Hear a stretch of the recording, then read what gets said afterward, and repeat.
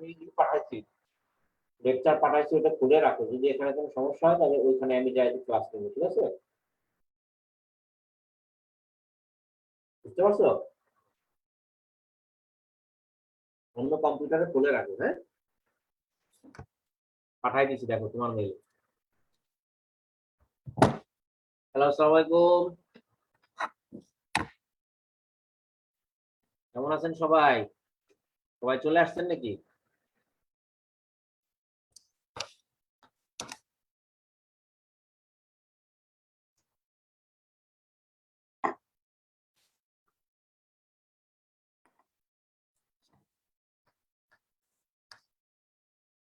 আমাকে দেখা যাচ্ছে কিনা, শোনা যাচ্ছে কিনা কেউ একজন? জি ভাইয়া, দেখাও যাচ্ছে, শোনাও যাচ্ছে। Thank you. পরীক্ষা তো পিছায় গেছে নাকি? আমরাও পিছিয়ে যাইতেছি পরীক্ষার সাথে সাথে। হ্যাঁ, না না না, পিছায় গেলে চলবে না, এটা ধরে রাখতে হবে, কারণ রিটেনটাই কিন্তু মেইন। আমি আমার কম্পিউটারে শুরু করতেছি, মানে কি যে একটু ঝামেলায় পড়ি মাঝে মাঝে কম্পিউটার নিয়ে। প্রায় 20 মিনিট চেষ্টার পর আমি ঢুকতে পারলাম। বুঝলাম না কেন, যে কম্পিউটার রিস্টার্ট করে তারপরে। আমার স্ক্রিনটা দেখা যাচ্ছে? কেউ একজন বলেন তো। জি ভাইয়া, দেখা যাচ্ছে। Thank you. আজকে হালকা টপিকস রাখছি, যে টপিকসটা একটু আলোচনা কম হয় সেই টপিক গুলো রাখছি। হ্যাঁ, এইটা তো মনে হয় পড়ানো হয় নাই, না? পড়ানো হয়েছে? না ভাইয়া, এগুলো পড়ানো হয়নি। ওকে, ফাইন। এইটা আর একটা হচ্ছে বেসিক ফার্মার, কয়েকটা টপিকস যেগুলো পরীক্ষায় আসে কিন্তু আসলে আমরা বুঝি না, বা অনেক সময় ভুল হতে পারে, সেগুলো একটা স্লাইড আমি দেখাই দিব, সেগুলো নিয়ে কয়েকটা স্লাইড। তো এইখানে যদি সমস্যা হয় তাহলে আমাকে বলবেন, আমি আরেকটা কম্পিউটার খুলে রেখে আসছি। হ্যাঁ, মানে ওই আমি এখানে চেম্বারে আছি, তো আরেকটা কম্পিউটার খুলে রাখতে বলছি আজিজকে, যাতে সমস্যা হলে ওখানে যেতে পারি। হ্যাঁ, আশা করি সমস্যা হবে না। আরেকটা হলো, যেহেতু পরীক্ষা পিছিয়েছে, আমরা মডেল টেস্টটা একটু পিছাতে চাই। মডেল টেস্টটা হচ্ছে আমরা 1 তারিখ, 5 তারিখ আর 10 তারিখ, 1 জুলাই। হ্যাঁ, এটা নিতে চাই, এটা আলোচনা করে রাখলাম আগেই, যেন আপনাদের একটু সুবিধা হয়। দেখা যাক।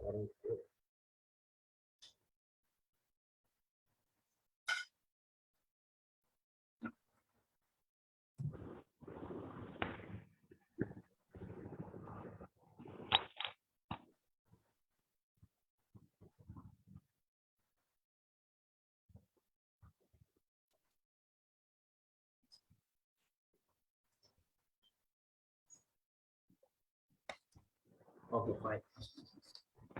এগুলো বিগত বছরে এসেছে। হ্যাঁ, এগুলো বিগত বছরে এসেছে, আমরা জাস্ট দেখাই দেওয়ার জন্য মূলত দেখানো। এরপরে আমরা প্রথমে চলে আসবো প্রি মেডিকেশন। হ্যাঁ, কিছু কিছু আলোচনা আমি এমনিতেই করব, আবার কিছু কিছু আলোচনা মানে দেখা যাচ্ছে স্লাইডে আছে, কিছু কিছু আলোচনা মনে হচ্ছে যে স্লাইডে আসলে নিয়ে আসা দরকার ছিল, কিন্তু সবগুলো আনতে পারিনি। তো প্রথম কথা হচ্ছে, প্রি মেডিকেশনের উদ্দেশ্য কি? What are the objective of pre medication, what are the drug use for pre medication. এই দুটো জিনিসই আমাদের লাগবে।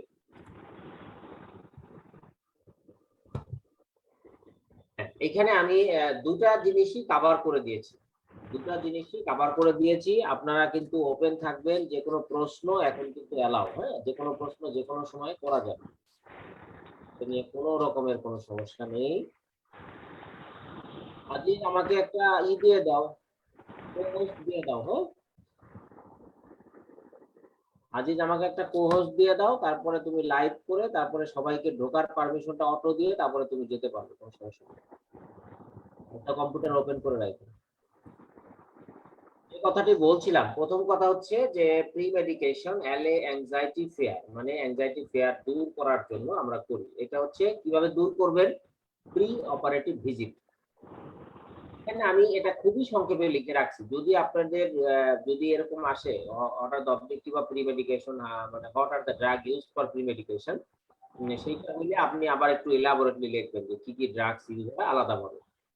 আর যদি সেটা না থাকে তাহলে আপনি একই লাইনে লিখে দিবেন যে বা অ্যাংজাইটি ফিয়ার দূর করার জন্য আমরা প্রি অপারেটিভ ভিজিট করি, এটা দিয়েই কিন্তু দূর হয়। এটাই মূল ট্রিটমেন্ট, এখানে আর কিছু নাই। Reduce secretion, more suitable in airway surgery. Reduce secretion in airway surgery.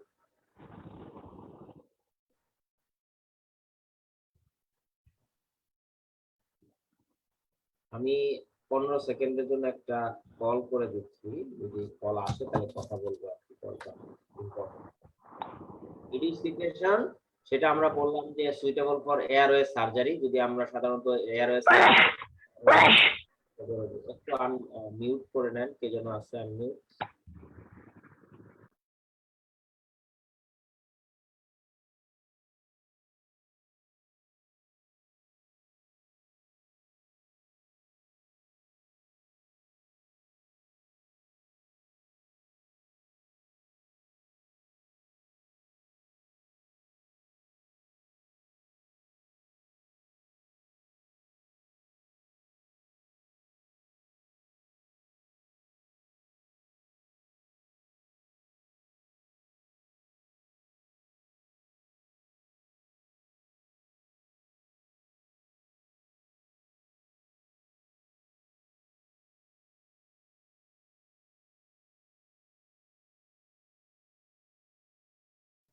Okay, sorry for interruption. আমরা বলছিলাম যে রিডিউস সিক্রেশন, এখানে আমরা অ্যাট্রোপিন গ্লাইকোপাইরোলেট, এটা আপনারা লিখে রাখেন যাদের খাতা কলম আছে। আমি এই জন্যই বলছিলাম যে স্লাইড গুলো আমি আলোচনা কিছু করবো, সেগুলো একটু লিখে রাখবেন।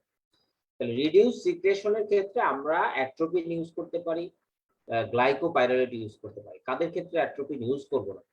যাদের ক্ষেত্রে আমাদের কার্ডিয়াক প্রবলেম আছে, ইসকিমিক হার্ট ডিজিজ আছে, তাদের ক্ষেত্রে আমরা কিন্তু অ্যাট্রোপিনটা ইউজ করব না, এটা খেয়াল রাখতে হবে। তবে তাদের ক্ষেত্রে গ্লাইকোপাইরোলেটটা ইউজ করতে পারি। কি ডোজে ইউজ করবো এটা জানার কোনো দরকার নাই, এটা লেখারও কোনো দরকার নেই, জাস্ট শব্দটা লিখে রাখলেই হবে। Reduce volume and increase the pH of the gastric content.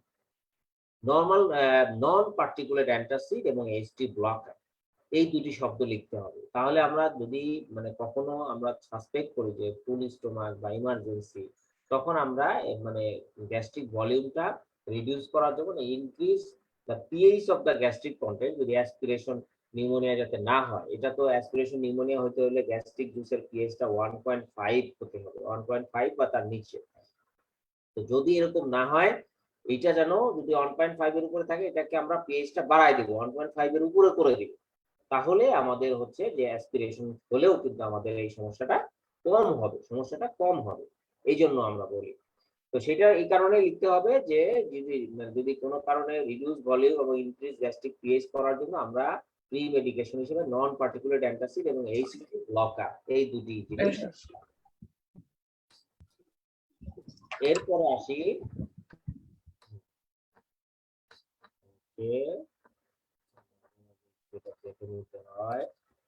তারপরে হলো রিডিউস পিওএনভি। পিওএনভি আমরা মেটোক্লোপ্রামাইড, এটা হচ্ছে মানে রিডিউস পিওএনভি। আমি একটা জিনিস অবশ্য বুঝছি না, আপনাদের স্টুডেন্ট কিন্তু অনেকেই ভর্তি, পরে মনে হয় দেখে নেন লেকচার, এটা হতে পারে। লাস্টে ভিউ দেখি ভালোই আছে, 30-35 ভিউ হয়, তার মানে পরে দেখে নেন, অনেকেই সরাসরি ক্লাস করেন না।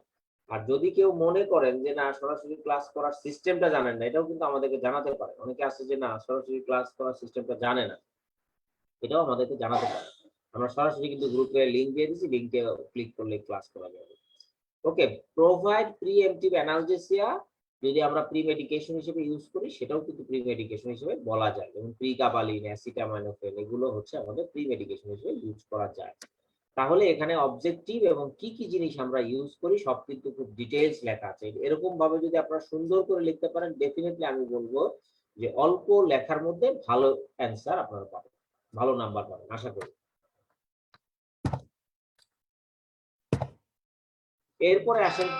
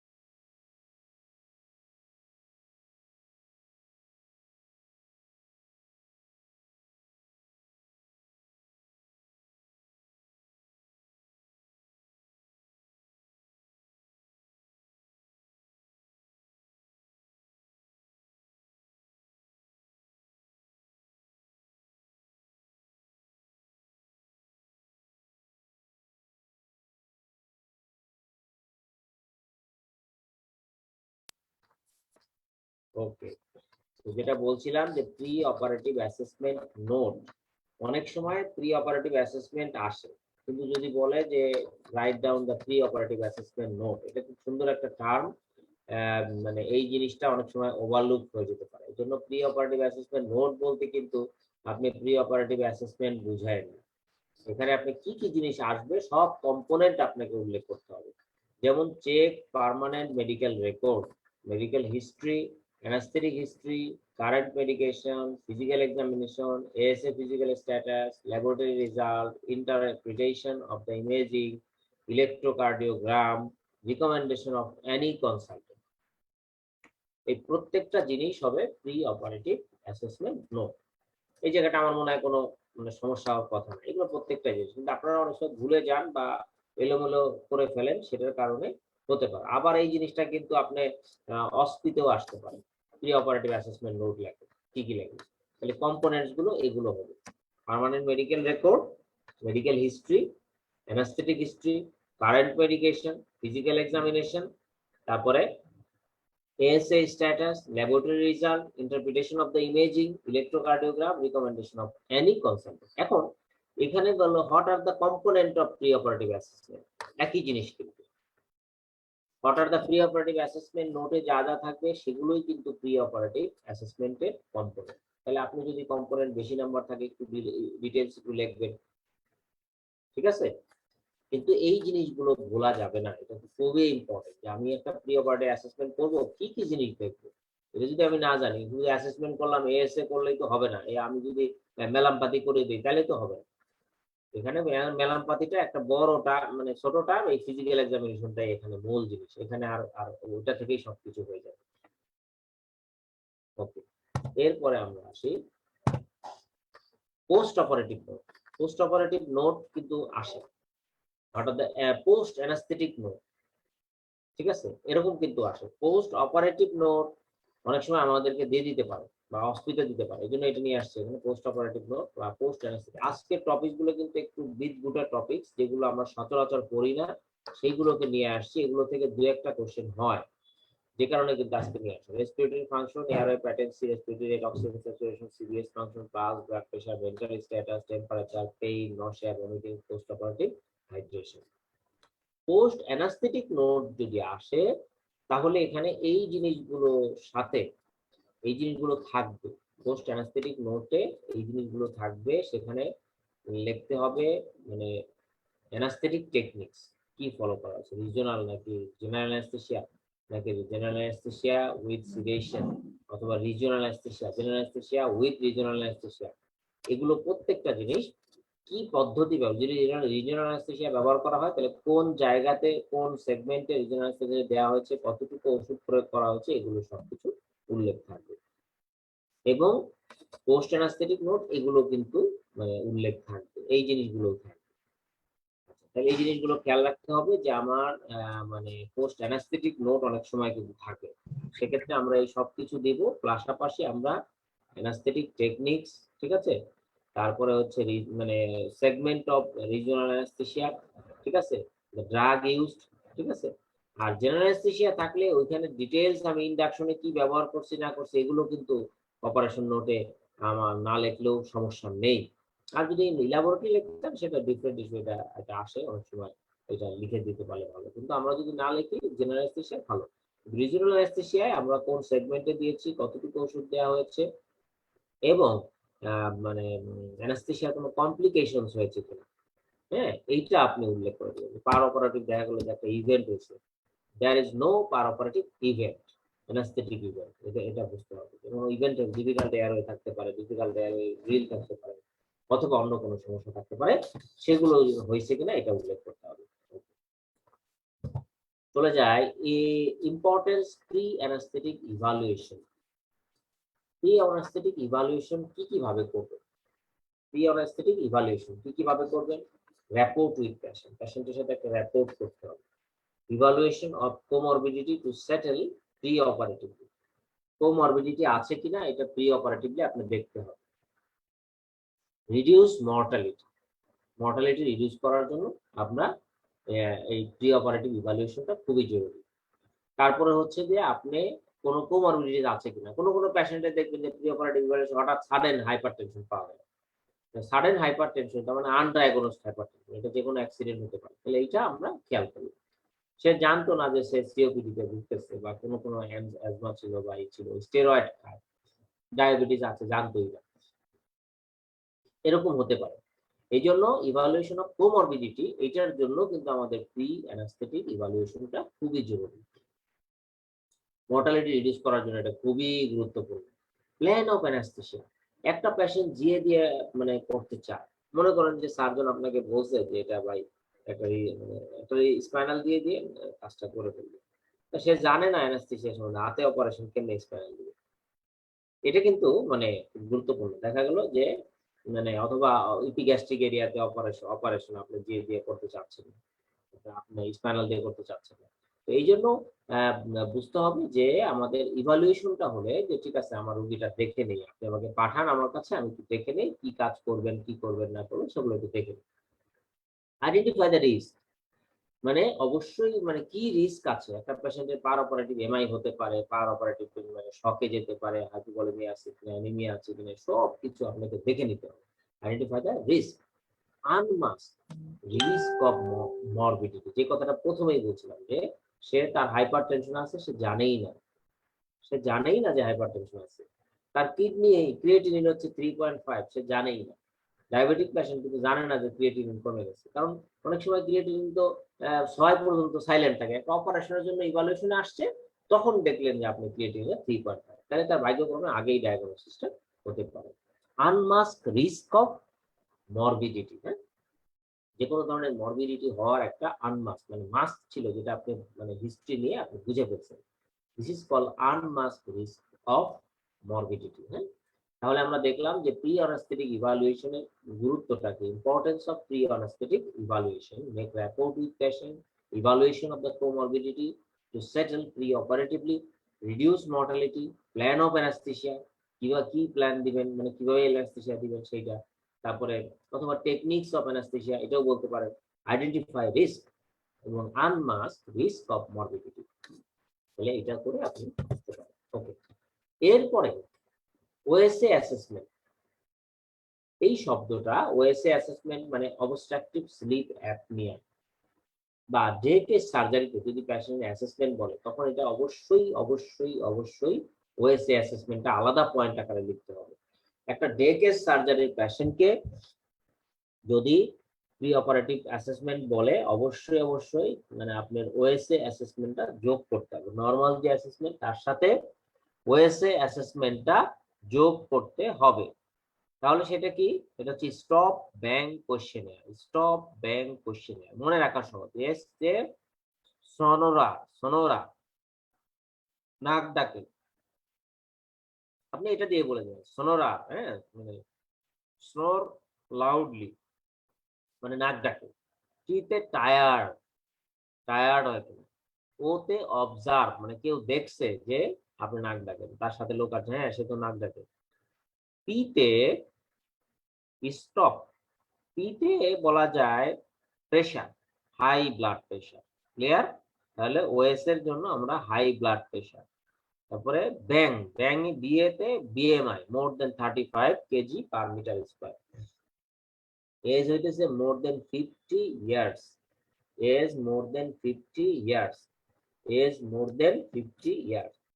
নেক circumference more than 40 centimetre, male gender. এখানে প্রত্যেকটার জন্য 1 পয়েন্ট, প্রত্যেকটার জন্য 1 পয়েন্ট, প্রত্যেকটার জন্য কিন্তু 1 পয়েন্ট। আপনি এখানে যদি 0 থেকে 2 স্কোর হয় লো রিস্ক অফ ওএসএ, আর একটা হচ্ছে 3 to 4 যদি হয় স্কোর মানে 3 থেকে 4টা ক্লাস আসছে, সেই 4টা কোশ্চেন আপনি ক্লাস পেয়েছেন, তাহলে ইন্টারমিডিয়েট রিস্ক অফ ওএসএ। আর হচ্ছে স্কোর 5 থেকে 8 হলে হাই রিস্ক অফ ওএসএ। তাহলে এখানে আপনাকে পরিষ্কারভাবে এটা বলে দিতে হবে, এটা খুবই গুরুত্বপূর্ণ যে ডেকেস সার্জারি অথবা অবস্ট্রাকটিভ স্লিপ অ্যাপনিয়া, অথবা আমি আপনাদেরকে আবার বলে দিচ্ছি, যদি একটা পেশেন্টের, হ্যালো ওয়ালাইকুম, আমি ডক্টর আহাদ বলছিলাম। ওই যে এই মোবাইলটা কোথায় আছে এখন?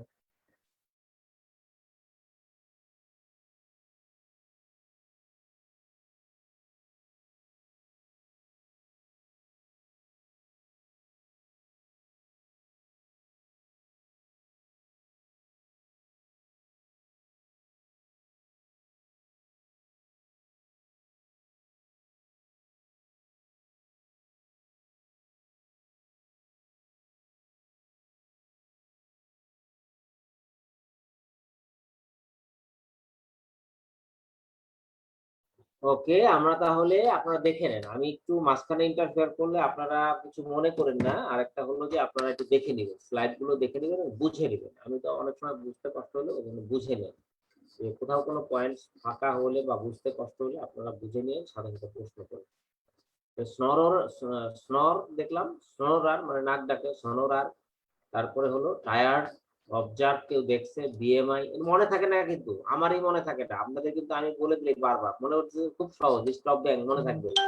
স্টপ মিলাইতে পারবেন, ব্যাং আর মিলবে না, কারণ যদি আপনার আগে থাকতে পড়া না থাকে তাহলে এটা মিলে না ভাই, এটা মনে রাখবেন সবাই। এবং বারবার একটু দেখে নিবেন, এটা খুবই ইম্পর্টেন্ট। আমি যেটা বলতেছিলাম, যদি কোনো সিচুয়েশন দেয়, যেমন যে মানে একটা 40 ইয়ার্স বা 60 ইয়ার্স ফিমেল, ওজন হচ্ছে 110 কেজি বা 100 কেজি, যাই হোক, তার একটা অ্যাসেসমেন্ট করবে, আপনাকে অবশ্যই স্টপ ব্যাংক কোয়েশ্চেনারের শব্দটা ওখানে যুক্ত করতে হবে। যদি যুক্ত করতে পারেন তাহলে আপনি থার্ড পার্টের কথা বলছি, এটা থার্ড পার্টের কথা, তাহলে আপনি ভালো নাম্বার পাবেন এই অ্যাসেসমেন্টের মধ্যে, যদি আপনি এটা উল্লেখ করতে পারেন। একেবারে শুধু এটা দিয়েই শেষ করে দিয়েন না, আরো অনেক অ্যাসেসমেন্ট আছে, সবকিছু তার ওই যে আমি যে কম্পোনেন্টস গুলো বলছি, আবার একটু খেয়াল করেন সেই কম্পোনেন্ট গুলো, আবার খেয়াল করেন। আমি কিন্তু এই যে কম্পোনেন্ট গুলো, মেডিকেল রেকর্ড, আপনারা যদি এই কথাগুলো মনে রাখেন তাহলে কিন্তু যে কোনো রোগীর অ্যাসেসমেন্ট আপনারা লিখতে পারবেন। প্রথম কথা হচ্ছে প্রি অপারেটিভ অ্যাসেসমেন্ট আপনাকে যে কোনো রোগী পার্মানেন্ট মেডিকেল রেকর্ড, তার কোনো অপারেশন হয়েছে কিনা, মানে কিডনি পেশেন্ট ডায়ালাইসিস পাইছে কিনা, মেডিকেল হিস্ট্রি কোনো বড় ধরনের অসুখ আছে কিনা, থাইরয়েড তাহলে লিখে দিবেন medical history, any diabetes, thyroid বা এনি কোনো মানে endocrine disease or other cancer বা আদার্স ডিজিজ, এগুলো আছে কিনা, বাস এক লাইনে। Anaesthetic history, any anaesthesia previously, current medication, যদি অ্যান্টিকগুলেন্ট লিখে দিবেন, অ্যান্টিকগুলেন্ট, অ্যান্টি হাইপারটেনসিভ, বিটা ব্লকার, যেগুলো মেজর। আপনি যদি শুধুমাত্র স্যারদেরকে বুঝিয়ে দিতে চান যে আপনি এই জিনিসগুলো নিবেন, কিছুই না, লেখা আপনারা যত বেশি লেখেন, এই লেখাগুলো স্যাররা তো পড়ে না। কি মার্কসটা আপনাকে লিখতে হবে যে এই শব্দগুলো আছে কিনা লেখার মধ্যে, কারেন্ট মেডিকেশন আপনি অ্যাসেসমেন্টের মধ্যে আছে কিনা, ফিজিক্যাল এক্সামিনেশনে আপনি ভালো মতো করছেন কিনা, অল দ্য সিস্টেম এখানে লিখে দিবেন, physical examination all the system, any comorbidities বা any findings present in all the system. আচ্ছা, তারপর এএসএ স্ট্যাটাস কেমন আছে তার, যেহেতু তার ডিজিজ আছে সেটা আমরা দেখবো। তারপরে ল্যাবরেটরি রেজাল্ট, কোন টেস্ট করাইছে কিনা সেগুলো, interpretation of imaging, electrocardiogram, recommendation of any consult. তাহলে এই অ্যাসেসমেন্টে যে কোনো রোগীর ক্ষেত্রে আপনি এটা অ্যাপ্লাই করতে পারেন। প্লাস যদি আপনার ওজন বেশি থাকে, মোটা পেশেন্ট, বিএমআই পেশেন্ট, এই স্টপ ব্যাংক কোশ্চেনের কোশ্চেন আর কি লাগবে, সবই তো হয়ে গেল। এই জন্য আমি আপনাদের লেখার ক্যাপাসিটি বিল্ড করার চেষ্টা করছি, যাতে আপনারা পরীক্ষায় লিখে আসতে পারেন। কিছু পারবেন না তারপরেও লিখে আসতে পারেন, এই জায়গাটা আমি ক্রিয়েট করার চেষ্টা করছি। কারণ আসলে পরিগ্রাজুয়েশন ইদানিং কালের কোশ্চেন গুলো এমন ভাবে করার চেষ্টা করে যে স্যাররা মানে স্টুডেন্টরা যাতে নিজস্ব ক্যাপাবিলিটি দিয়ে লিখতে পারে, সেই ধরনের বেশ কিছু কোশ্চেন থাকে, এফসিপিএস, এমডি বলেন, যাই বলেন, প্রত্যেকটা জায়গায় এই ধরনের কিন্তু প্রবলেম থাকে। সুতরাং should be careful about it. এই যে এই সবটা অনেকবার দেখানো হয়েছে, ইএসসি অ্যাসেসমেন্টের পরে লিখবো? হ্যাঁ হ্যাঁ, এটা হচ্ছে রেগুলার অ্যাসেসমেন্ট শেষ হয়ে গেল, ওই কটা পয়েন্ট লাস্টে আপনি লিখবেন দিন, যে যেহেতু as it is a case of মানে morbid obesity, we must have evaluate the STOP BANG questionnaire, just S তে কি হয়, ও তে কি হয়, ই তে কি হয়, বি তে কি হয়, এন ব্যাংকে কি হয়, এগুলো এগুলো লাস্ট লিখে দিবেন, আর কিছু লাগবে না। স্যাররা বুঝবে যে আপনি জিনিসটা জানেন। এরপরে মেডিকেশনের মধ্যে এটা তো আলাদা পয়েন্টস আকারে এর আগে অনেকবার লেকচারে দেখানো হয়েছে, এটা অবশ্যই মনে রাখতে হবে, aspirin, clopidogrel, aspirin, no need any precaution, NSAID, no need any precaution. যদি বলে যে হঠাৎ antiplatelet agent to and their guidelines, clopidogrel 7 days আগে বন্ধ করতে হবে এবং আপনি প্রসিডিউর করার 6 ঘন্টা পর থেকে আপনি করতে পারবেন। আনফ্র্যাকশনেটেড হেপারিন, এটা হচ্ছে ডাইপ্যারাডামল, এগুলো অ্যান্টিপ্লাটিলেট এজেন্ট, আর এগুলো অ্যান্টিকগুলেন্ট, এগুলো অ্যান্টিপ্লাটিলেট, এগুলো অ্যান্টিকগুলেন্ট বাকিগুলো। আমি বলেছিলাম যে এনএসআইড, অ্যাসপ্রিন, ক্লপিডোগ্রেল, ডাইপ্যারাডামল, লো মলিকুলার হেপারিন আর লো মলিকুলার হেপারিন, আনফ্র্যাকশনেটেড হেপারিন, এই কটা ওয়ারফারিন, এটা হলেই হয়, আর খুব একটা লাগে না, এগুলো আমরা দেয়া আছে। ওয়ারফারিনটা অবশ্যই আইএনআর, ওয়াইফারের সম্পর্ক হচ্ছে আইএনআর 1.4 এর নিচে থাকতে হবে, এটা খেয়াল রাখবেন। ওয়ারফারিনটা হচ্ছে আইএনআর 1.4 এর নিচে থাকতে হবে। তাহলে যদি আপনাকে বলে একটা রোগীর, আমার মনে হয় এখন কিছু কথাবার্তা বুঝতে পারতেছেন যেহেতু অনেকদিন লেকচার করেছেন আপনি, আমার লেকচার করেছেন, অন্য লেকচার করেছেন। যদি কোনো পেশেন্টের বলে যে হার্টে রিং করানো আছে, সেই পেশেন্টের ইভালুয়েশনে যদি আপনি না লেখেন যে সে অ্যান্টিকগুলেন্ট পায় কিনা, যদি থাকে যে ওয়ারফারিন খাইলে আইএনআর 1.4 এর নিচে আছে কিনা দেখে নিতে হবে। এই একটা দুটা লাইন যদি আপনি যোগ না করেন, কারণ যার রিং করানো আছে সে তো অ্যান্টিকগুলেন্ট পায়, যার স্টেন্টিং করা আছে সে তো অ্যান্টিকগুলেন্ট পায়। সুতরাং আপনি এটাকে এই লাইনটা লিখছেন কিনা সারা দেখতে চাবে, যখনই লিখবেন তখনই করবেন, না লিখবেন নম্বর কমে যাবে, যত কিছু লেখেন ওই অর্ধেক নম্বর কমাই দিবে আপনাকে। ঠিক আছে, এই জন্য কি পয়েন্টস আমি বারবার বলেছি, প্রশ্নের মধ্যে ক্লু থাকে, এই ক্লু যেন অবশ্যই ইভালুয়েশন করা হয়। তাহলে এটা মোটামুটি হইলো যে এইগুলো মোটামুটি আমরা পেলাম। ঠিক আছে, আচ্ছা, তাহলে যেসব পেশেন্ট স্ট্যান্ডিং থাকে তারা সাধারণত আনফ্র্যাকশনেটেড হেপারিন পাইতে পারে, আবার অনেক সময় লো মলিকুলার হেপারিন পায়, আবার অনেক সময় ফলোতে থাকে, অনেক সময় ওয়ারফারিন পায়। তো সেটা ওয়ারফারিন পাইলে আমরা লিখবো 1.5 এর নিচে থাকবে আয়রন। যদি আমরা আনফ্র্যাকশনেটেড হেপারিন পাই তাহলে আমরা 4 ঘন্টা আগে বন্ধ করব, 4 ঘন্টা পরে প্রসিডিউর করা যাবে, বিশেষ করে রিজিওনাল প্রসিডিউর গুলো। লো মলিকুলার হেপারিন আমরা 12 ঘন্টা আগে বন্ধ করব যদি প্রোফাইলেক্টিক ডোজ হয়, আর যদি থেরাপিউটিক ডোজ হয় তাহলে আমরা 24 ঘন্টা আগে বন্ধ করব। ওকে, ফাইন। প্রি অপারেটিভ ইনভেস্টিগেশন, এটা কিন্তু অনেক সময় আসে পরীক্ষায়। Pre operative investigation short note, pre operative investigation সব রুটিন টেস্ট আপনি দিতে পারেন।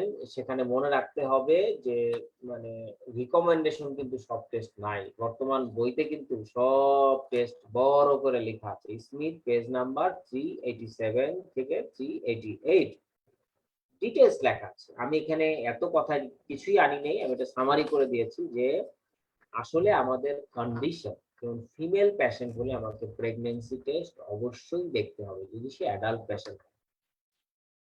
মনে করেন একজন, কেন আপনি দেখবেন এটাও কিন্তু ব্যাখ্যা করতে হবে, ফিমেল পেশেন্ট অবশ্যই অবশ্যই প্রেগন্যান্সি দেখতে হবে। একটা পেশেন্ট অনেক সময় বিয়ে করে না কিন্তু ইলিগ্যাল ওয়েতে সে প্রেগনেন্ট হয়ে আছে, এটাও তো হতে পারে। কিন্তু আপনাকে আইডেন্টিফাই করতে হবে যে weather she is pregnant or not, এটা আপনার দায়িত্ব। কারণ আপনি যদি আনকন্ডিশনালি মানে একটা বাচ্চার ক্ষতি করে ফেলেন বা মানে বাচ্চার অ্যাবর্শন হয়ে যেতে পারে আর্লি প্রেগন্যান্সি হলে, সেই জিনিসগুলো আপনাকে অবশ্যই নোট করতে হবে, যদিও সে কোনো লিগ্যাল বিষয়টা বহন করছে না, তো তারপরে আপনাকে আপনার বিষয়টা খেয়াল রাখতে হবে। এই জন্য ফিমেল পেশেন্টদের ব্যাপারে অবশ্যই হচ্ছে অ্যাডাল্ট এজে প্রেগন্যান্সি টেস্ট উল্লেখ করতে হবে। ECG test after the age of 50 in case of male, after age of 40 in case of female. Sorry, in case of male after the age of 40 এবং in case of female after the age of 50, এটা আমাদের লাগবে। অথবা any history of ischemic attack, এই সকল ক্ষেত্রে আমাদের লাগবে। ইউরিয়া ক্রিয়েটিনিন ইলেক্ট্রোলাইটস, এটা আমরা সাধারণত দেখি যে কোনো any abnormality আছে কিনা সেগুলো দেখার জন্য আমরা দেখি। আচ্ছা, লিভার ফাংশন টেস্ট যার ক্ষেত্রে প্রযোজ্য, যার ক্ষেত্রে কোনো প্রবাবল কোনো প্রবলেম আছে, ফ্যাটি লিভার আছে বিশেষ করে, তারপরে হচ্ছে high body weight, body mass index বেশি, ঠিক আছে, বিএমআই বেশি, তাদের ক্ষেত্রে আমরা লিভার ফাংশন করতে পারি। ইকোকার্ডিওগ্রাফি একই কথা, যদি আইএসডি থাকে তাহলে অবশ্যই আমরা ইকোকার্ডিওগ্রাফি করব। এগুলো হচ্ছে মেজর কয়েকটা ইনভেস্টিগেশন বললাম, কিন্তু আদার্স যেগুলো রুটিন টেস্ট, রুটিন টেস্টের ব্যাপারে আপনারা এগুলো লিখে রাখতে পারেন, দু একটা কথা একটু লিখে রাখতে পারেন। রুটিনলি আমরা সাধারণত কি করি, অল দ্য ফিমেলস আমরা ইউরিন আরএনএ করি, ঠিক আছে, রুটিনলি আমরা ইউরিন আরএনএ করি। তারপরে কমপ্লিট ব্লাড কাউন্ট আমরা করি যদি is there any suspicion of haemoglobin অ্যানিমিয়ার সাসপেকশন থাকে বা আদার্স কোনো মানে প্রবলেম সাসপেক্টেড থাকে তখন আমরা করি, কিন্তু ইউনিভার্সালি আমরা ইউরিনের টেস্ট আমরা করি। আর বাকিগুলো তো আমি উল্লেখ করলাম যে যদি কিডনি প্রবলেম থাকে তাহলে আমরা সিরাম ক্রিয়েটিনিন বা আদার টেস্ট করি, কিন্তু এছাড়া রুটিনলি আপনাদের চেস্ট এক্সরেও কিন্তু করা হয় না। চেস্ট এক্সরে কথাও বলা আছে যদি কোনো রেসপিরেটরি ডিজিজে ভুগে থাকে তাহলে আমরা চেস্ট এক্সরে করি, এটা ইম্পর্টেন্ট। এই জন্য আপনারা যদি পারেন একটু দেখে নিবেন, ওটা অনেক ভালো। কিন্তু আমার মনে হয় কেউ দেখার সময় পাবেন কিনা সন্দেহ আছে, অনেকেই দেখেন না বই খুলে। যারা আগ্রহ আছে তারা দেখে নিবেন একটু ভালো। আমি যা কথা বলছি এগুলো কিন্তু লেখা আছে। এই জন্য কিন্তু প্রি অপারেটিভ ইনভেস্টিগেশন কিন্তু এমন আহামরি কিছু নাই যেটা আমরা করতে পারি, ঠিক আছে, খেয়াল রাখতে হবে। এইখানে আমরা এএসএ ক্লাসিফিকেশন বলেছি। এএসএ ক্লাসিফিকেশনটা এর আগেও মনে হয় একটু আলোচনায় এসেছিল, কোনো একটা প্রশ্নে আমরা মনে হয় দিয়েছিলাম। এএসএ ক্লাসিফিকেশন মনে হয় এক্সাম ব্যাচের কোশ্চেনে আপনাদেরকে দিয়েছি। তো এএসএ ক্লাসিফিকেশনে এখানে মানে ইয়ে আছে, মরবিডিটি একটা পার্সেন্টেজ আছে, 48 আওয়ার্স মরবিডিটি। সেটা সরি, সেটা আমাদেরকে উল্লেখ করে দিতে পারলে ভালো হয়। সেটা উল্লেখ করে দিতে পারলে ভালো হয়। এই patient with mild systemic disease, patient with severe systemic disease, not incapacitating. আমি আবার বলতেছি, দেখেন হেলদি ইন্ডিভিজুয়াল, সেটা হচ্ছে ক্লাস 1 001 001 002 001 002 028, মনে রাখতে হবে, মুখস্থের মতো একটু লাগবে। 001 দশমিক 001 দশমিক 002 দশমিক 028 দশমিক, আবার একটা কমে আসলো 304, এরপরে আবার একটা বাড়লো 6.23। এটা একটু মনে রাখার চেষ্টা করলে এটা মনে রাখা কঠিন কিছু না, ঠিক আছে? ফাইন, তাহলে আমরা এটা দেখে নিব, এটা আপনারা পারেন সবাই, তারপর আমি আর নতুন করে কিছু বললাম। এএসএ ক্লাসিফিকেশন ড্রব্যাকস, এটা কিন্তু অনেক জায়গা নাই, এটা আপনাদের লাগবে। হ্যাঁ, ড্রব্যাকসটা কি? এএসএ ক্লাসিফিকেশনের ড্রব্যাকসটা কি? ড্রব্যাকসটা হচ্ছে, প্রথম কথা হচ্ছে সাবজেক্টিভ। এটা একটা পার্সনের উপরে ডিপেন্ড করে, এটা বিভিন্ন পার্সনের বিভিন্ন রকমের সমস্যা হতে পারে, সেগুলো এখানে স্পেসিফিক কিছু প্রবলেম কারো থাকতে পারে, সেই ইস্যুগুলো কিন্তু এখানে ডিসক্রাইব করা নাই। এই জন্য এটা একটা subjective issue. Not predictive risk calculator, কোনো রিস্ক এখানে ক্যালকুলেশন করা যায় না। Significant variation in assigned score, significant variation in assigned score, তার মানে এখানে যে স্কোর গুলো আছে সেগুলোতে অনেক ভ্যারিয়েশন আছে, সেই কথাগুলোই বলছে বিটুইন অ্যানাস্থেটিস্ট। তার মানে হচ্ছে আমার যে স্কোর, মরবিডিটি স্কোর আছে, এগুলো অ্যানাস্থেটিস্ট ভালো হলে অনেক সময় এই জিনিসগুলো, অনেক টেকনিক্যাল হ্যান্ড আছে, এগুলো ভালোভাবে কাজ করা যায়, এই জিনিসগুলো বলছে। Significant variation assigned score between anaesthetist, অ্যানাস্থেটিস্টের কোনো ভূমিকা এখানে কিন্তু এই স্কোরের মধ্যে নাই, যে সে কি করতে পারে বা কিভাবে করলে একজন ভালো অ্যানাস্থেটিস্টও খারাপ কেসগুলো ডিল করে নিয়ে আসতে পারে, সেই কথাগুলো কিন্তু এখানে স্পষ্টভাবে ব্যাখ্যা করা নেই। তাহলে প্রথম দেখলাম যে subjective, not predictive risk calculator, significant variation in assigned score between anaesthetist. Clear? আচ্ছা, তাহলে এটা আমাদের গেল। এই জিনিসটা আপনাদেরকে মনে রাখতে হবে, এএসএ ড্রব্যাক, এটা আসে পরীক্ষায় আসে কিন্তু। How you assess pre operative mortality and morbidity, এটা কিন্তু পরীক্ষায় যদি আসে, এটা এমডি বা এফসিবিএস মাঝে মাঝে আসে, কিন্তু আপনাদের কিন্তু আসতে পারে, যেহেতু এটা সেকেন্ড পার্টের কিন্তু প্রশ্ন। আজকের লেকচারটা কিন্তু পুরোটাই সেকেন্ড পার্টের, সেকেন্ড পার্টের বেসিক অ্যানাস্থেসিয়ার যে বিষয়গুলো, সেগুলো কিন্তু আজকে এখানে আসবে। এছাড়াও আপনি সেকেন্ড পার্টের আপনাদের কোনো বিষয়ে গ্যাপ থাকলে আপনারা আমাকে জানায়, বিশেষ করে আইভি অ্যানাস্থেটিক, ইনহেলেশনাল অ্যানাস্থেটিক, এগুলো হয়ে গেছে তো, আমার যতটুকু ধারণা এগুলো হয়ে গিয়েছে, মাসেল রিয়াজের নামেই দেখিয়েছি। অন্য কোনো বিষয় যদি জানা থাকে অবশ্যই আমাকে জানাবে, আমরা সেটা চেষ্টা করব। কোশ্চেন সলভ ক্লাসটা করেছিলেন আপনারা? জি ভাইয়া করেছিলাম। কোশ্চেন সলভ ক্লাসটা আমরা কিন্তু অনেক এনরিচ করার চেষ্টা করছি, এবং সানাউল কিন্তু অনেক সময় দিয়ে আপনাদেরকে পড়াইছে। আমি নিজেও দেখলাম যে অনেক সুন্দর করে চেষ্টা করছে, ভিডিওটা বারবার দেখার চেষ্টা করে, যদি মানে মানে ই থাকে, কারণ অনেক বেসিক জিনিস সে আলোচনা করছে, যেগুলো কিন্তু আসলে অনেকের জন্যই দরকার। আমরা সানাউলকে ইনশাল্লাহ সামনে আমাদের সাথে কমিউনিকেশনে রাখবো, কারণ হয়তো পরীক্ষা ছিল কতবার পাইনি, আজকে এবার ওদেরকে পাইছি।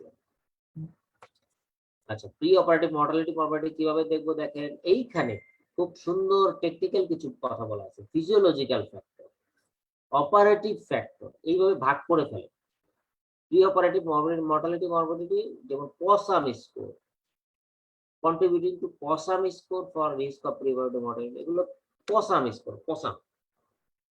পসাম স্কোরের মধ্যে এখানে ফিজিওলজিক্যাল ফ্যাক্টর আছে, অপারেটিভ ফ্যাক্টর আছে। ফিজিওলজিক্যাল এজ থাকতে পারে, cardiac status, respiratory status, systolic blood pressure, pulse rate, ECG rhythm, এগুলো একেবারে সোজা সোজা। Haemoglobin concentration, white cell count, serum urea concentration, sodium concentration, potassium concentration, Glasgow coma scale, higher score order increase deviation from the normal value range. তারপরে COPD, chronic obstructive pulmonary disease, POSAM, physiological and operative severity score।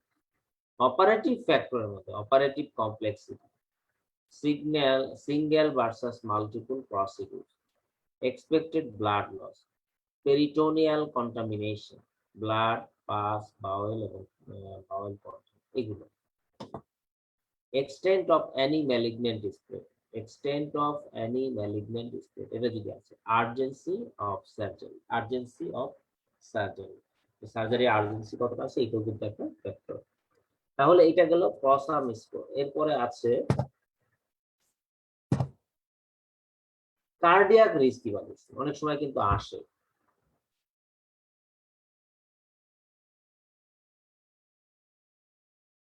Cardiac risk ইভালুয়েশনের জন্য major adverse cardiac event হতে পারে কি পারে না, ঠিক আছে, include myocardial infarction, pulmonary oedema, ventricular fibrillation.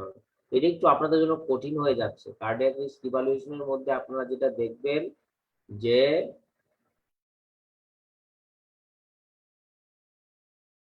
এটা একটু অ্যান্সারটা কঠিন, আমি এই জন্য স্লাইডটা মানে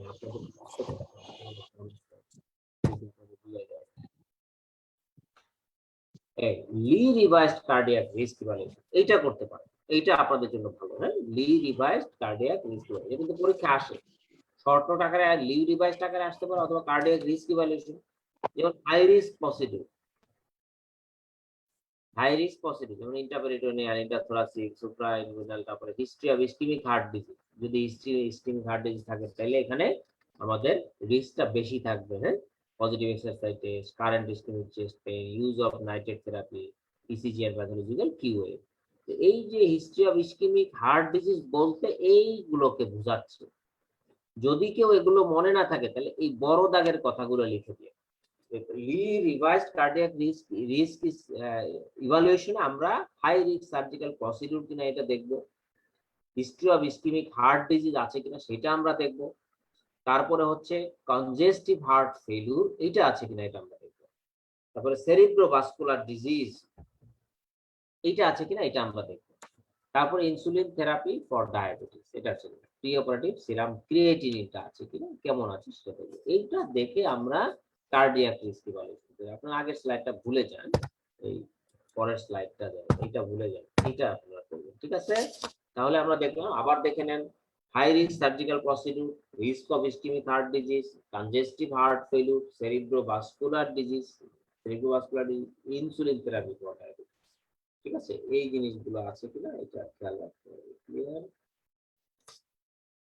এরপরে আসেন কার্ডিয়াক রিস্ক ইভালুয়েশন, এটা লাগবে না, এরপরে আসেন রিস্ক ফ্যাক্টর ফর ডিভিটি, এটা পরীক্ষা আসে, রিস্ক ফ্যাক্টর ফর ডিভিটি একেবারে এই ছকটা টেবিল নাম্বার 19.11, এটা হচ্ছে স্মিথের ছক, এটা আপনাদেরকে পড়তে হবে। হ্যাঁ, এখানে patient factor, surgical factor, bleeding risk factor, ঠিক আছে। এখানে এই দুইটাই বললেই হবে, প্যাশেন্ট ফ্যাক্টর, সার্জিক্যাল ফ্যাক্টর, এই দুইটা জিনিস।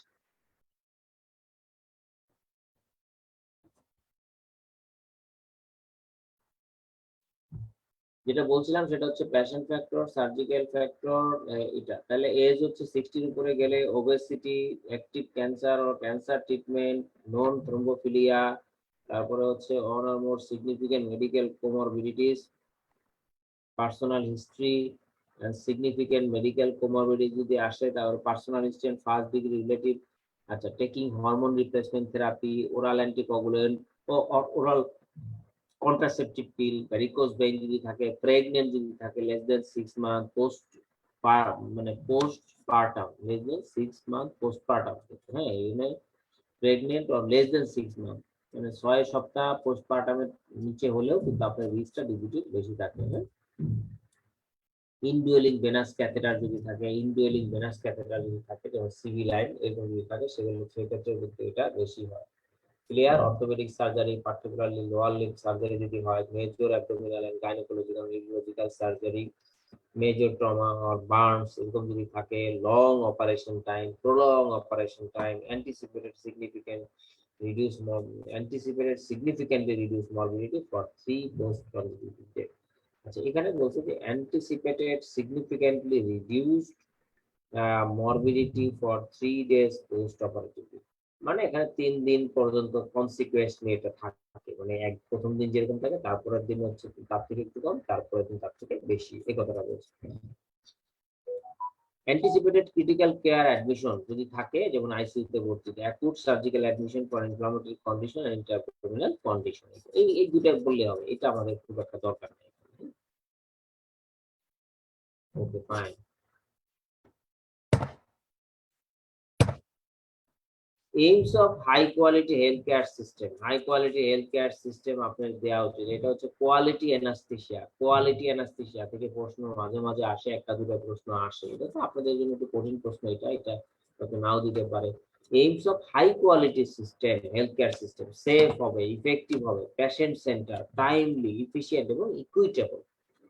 এই কটা পারলে দেখে নিলেন, এই আর কি। High quality system, health care system মানে হাই কোয়ালিটি অ্যানাস্থেসিয়া বলতে কি বোঝায়, সেটা হচ্ছে safe, effective, patient centre, timely, efficient, equitable. এই কতগুলো শব্দ দিয়ে এটাকে ব্যাখ্যা করছে safe and high quality health care system. আপনি কোয়ালিটি মেজার করবেন কিভাবে? আপনি যে একটা কোয়ালিটি অ্যানাস্থেসিয়া দিচ্ছেন, এটা কিভাবে মেজার করবেন? এটা মেজার করার সিস্টেম কি? How you can measure the quality of anaesthesia, এভাবে প্রশ্ন করবে। How you can measure the quality of anaesthesia. ঠিক আছে, প্রশ্ন কিন্তু এভাবে হবে, কোয়ালিটি মেজারিং করতে এভাবে হবে। তিনটা পয়েন্টস, একটা হচ্ছে স্ট্রাকচারস, প্রসেস এন্ড আউটকাম। আমি জিনিসটা বুঝাই দিই, হ্যাঁ, এটা কিন্তু কঠিন লাগবে আপনাদের কাছে। প্রথম কথা হচ্ছে স্ট্রাকচারস, মানে আপনাকে যদি বলে যে অপারেশনটা এভার কেয়ার হাসপাতালে হবে, তাহলে আপনি কি বুঝবেন? হাই কোয়ালিটি অ্যানাস্থেসিয়া হবে, ঠিক না? দিস ইজ দ্য ফ্যাক্ট, মানে স্ট্রাকচার একটা ফ্যাক্ট। মানে আপনার কি আছে, আপনার একটা মানে স্ট্যান্ডার্ড বিল্ডিং আছে, ডিপার্টমেন্টস আছে, অল দ্য ইনস্ট্রুমেন্ট আছে, ফ্যাসিলিটিস আছে, সব মনিটরিং ফ্যাসিলিটিস আছে। This is the measuring structure দিয়ে আপনি মেজার করবেন যে কোয়ালিটি। যেমন ম্যাটেরিয়াল রিসোর্সেস, হ্যাঁ, সব আছে, ফ্যাসিলিটিস আছে, হিউম্যান অনেক ম্যান পাওয়ার আছে।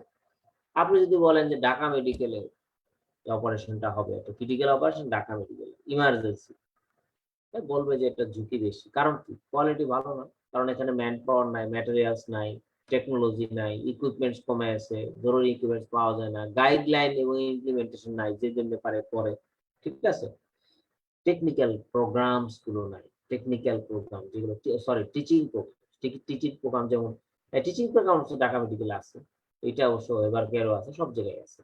তো যেটাই হোক, আমাদের অনেকগুলো জিনিস আমরা ফুলফিল করতে পারবো না, এই জন্য তখন কিন্তু কোয়ালিটিটা আমাদের এই পয়েন্টে কমে আসবে। সেকেন্ড পয়েন্টটা দেখেন, প্রসেস। আপনি কিভাবে অ্যানাস্থেসিয়া দেন, এটার উদাহরণ হচ্ছে, যেমন একটা পেশেন্ট যদি মানে জেনারেলি কোয়ালিটি অ্যাসেসমেন্ট করার উদাহরণ, সেটা হচ্ছে একটা পেশেন্ট ইমার্জেন্সিতে আসলো, সে কিভাবে রিসিভ হয়েছে, কিভাবে তাকে ট্রিট করা হয়েছে, কিভাবে ডক্টর দেখেছে, কিভাবে তার সারাউন্ডিংস, এবং কিভাবে ওয়ার্ডে গেল, কিভাবে অপারেশন টেবিলে শুইলো, এই জায়গাগুলোই হচ্ছে প্রসেস। তাহলে আপনি এভার কেয়ারে একটা পেশেন্ট যেভাবে ট্রিটেড হয়, যত দ্রুত আপনি নেয়, তারা কোয়ার্ডে রিসিভ করে, সাথে সাথে আবার দেখে, টাকা পয়সা থেকে খেয়াল করেন, অনেক টাকা লাগে, কিন্তু তাদের জিনিসটা এখন সিস্টেমেটিক, আসলো এখানে, আসলো এখান থেকে ওখানে, এখান থেকে ওখানে, পরীক্ষা, ইমার্জেন্সি, সবকিছু হয়ে যাচ্ছে। অথচ আপনি একটা সরকারি মেডিকেলে বা ঢাকা মেডিকেলে করে দেখেন, অথবা অন্য কোনো মেডিকেল দেখেন, একটা এমআরআই করতে গেলে আবার দৌড়ে যাবে আরেক জায়গায়, আবার একটা টেস্ট করতে গেলে এখানে নাই, আরেক জায়গায় যাও, আরেক হসপিটালে যাও টেস্ট করতে হবে, ঠিক আছে, এখানে এমআরআই মেশিন নষ্ট, এখানে ইকো মেশিন হচ্ছে না, এখন বাইরে যাই করতে হবে।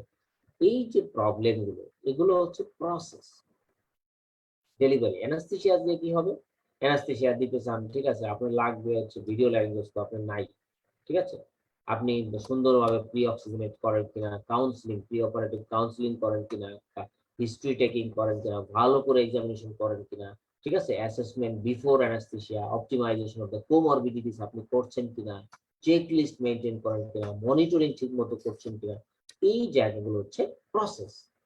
এই প্রসেস গুলো যদি আমি করি, তাহলে এইগুলো দিয়ে কেউ হয়তো চেক লিস্ট মানে মেনটেন করতেছে না, কিন্তু অপটিমাইজেশন করতেছে, কেউ মনিটরিংটা ভালো করে করছে না, কিন্তু অ্যাসেসমেন্ট করছে। তো এই জায়গাগুলো দিয়ে আপনি বুঝবেন যে আসলে কোয়ালিটি কার কত ভালো, ঠিক আছে। আউটকাম, আউটকাম বোঝা যাবে বাংলা, যেমন কোন হাসপাতালে মৃত্যু হার বেশি, ঢাকা মেডিকেলে খারাপ রোগী আসে, মরে বেশি, মরবিডিটি হার, মর্টালিটি হার, পেশেন্ট স্যাটিসফ্যাকশন, জিজ্ঞেস করবেন 100টা পেশেন্টকে যে ভাই আপনারা কি সন্তুষ্ট, আপনারা কি সন্তুষ্ট, এইভাবে আর কি, ঠিক আছে। এটা হলো আমি বললাম যে আমাদের মেজারিং কোয়ালিটির তিনটা জায়গা। একটা হচ্ছে আমরা স্ট্রাকচার দেখবো, তারপরে প্রসেস গুলো দেখবো, যে কি কি প্রসেস, আউটকাম দেখবো। এই জায়গাটা যদি না বোঝেন তাহলে আমাকে বলে, আবার আমি দেখি সুন্দর করে 20 সেকেন্ড দেখেন।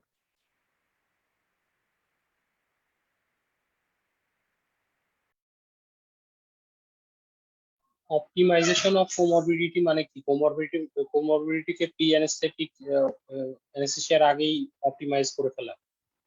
হ্যাঁ, ডেফিনেটলি। আপনি মনে করেন একটা রোগী, আপনি হলো যে হাইপার টেনশন নিয়ে ডায়াগনোসিস, আপনি অপটিমাইজেশন না করে অপারেশনে চলে গেলেন, ঠিক আছে, অথবা আপনার ডায়াবেটিস আছে, ভালো করে চেক করলেন, অপারেশন চলে গেলেন। এই জায়গা যারা ভালো করে যে না একটু কিছু হলেও সেটা আপনি কনসালটেশন করে, সাথে সাথে কনসালটেশন ডেকে ডায়াবেটিস এন্ডোক্রাইনোলজি ডেকে দেখায় তারপরে নিচ্ছে। কেউ আছে নিজেরা ট্রিটমেন্ট দিয়ে করতেছে, তাহলে এই জায়গাগুলো কিন্তু কোয়ালিটি। কেউ আছে নিজেরা ট্রিটমেন্ট দিয়ে ডায়াবেটিস এটা খাইয়ে আসো, এই ইনসুলিন নেও, তারপরে অপারেশন করো, এটা আপনি নিজেই করতেছেন। আবার কেউ কি করতেছে, এখানে আবার একটা এন্ডোক্রাইনোলজিস্টকে ইনভলভ করতেছে। তাহলে কোয়ালিটি কোথায় ভালো হলো? এই প্রসেসটা, এই প্রসেসগুলোর মধ্যে হচ্ছে কোয়ালিটি প্রশ্ন আসে। এইটাই হচ্ছে বুঝাইতে চাচ্ছি, ঠিক আছে? দেখেন আর কি সুন্দর করে, এটা কিন্তু important.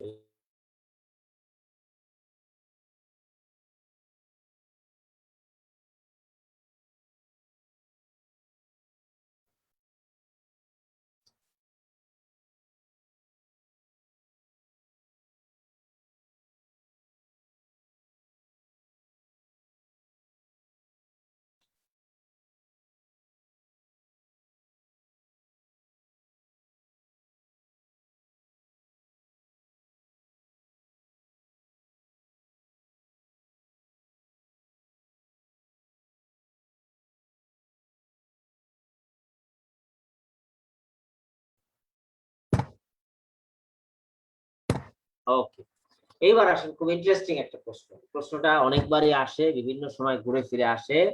Drug errors in anaesthesia. Drug errors হয় আমাদের এখানে, এটা কিন্তু স্যাররা ইদানিং কালে মানে প্রশ্ন দিয়ে ফেলে। তাহলে drug errors in anaesthesia it's common in anaesthesia. হ্যাঁ, এগুলো দেখো, একটা ইনসিডেন্ট দিচ্ছি, 1 in 300 ড্রাগ অ্যাডমিনিস্ট্রেশনে কিন্তু ড্রাগ এররস হতে পারে, না হয় ইনসিডেন্স বলে 1 in 300 ড্রাগ অ্যাডমিনিস্ট্রেশনে হতে পারে। তাহলে কি কি ভাবে ড্রাগ এরর হয়? এক নাম্বার হচ্ছে ডায়াগনোসিস। আপনি একটা ভুল ডায়াগনোসিস করলেন, যে আরে তার দেখবেন যে কোনো কারণে একটা মেশিনের প্রেসার ভুল দেখাচ্ছে 200/100। আপনি তো মনে করলেন যে আরে তার তো এখন মারাত্মক হাইপারটেনশন, তাড়াতাড়ি তাকে বিটা ব্লকার ইনজেকশন দাও, এইটাই করো, কিন্তু আসলে তার কোনো হাইপারটেনশন ছিল না, মেশিনের কোনো একটা ইরর হয়েছে। অথবা ভুল পেশেন্টের প্রেসার আপনি দেখে তাকে অ্যান্টি হাইপারটেনসিভ ড্রাগ দিয়ে ফেলছেন। This is one type of drug error. তার মানে কি, ডায়াগনোসিসে ভুল ছিল।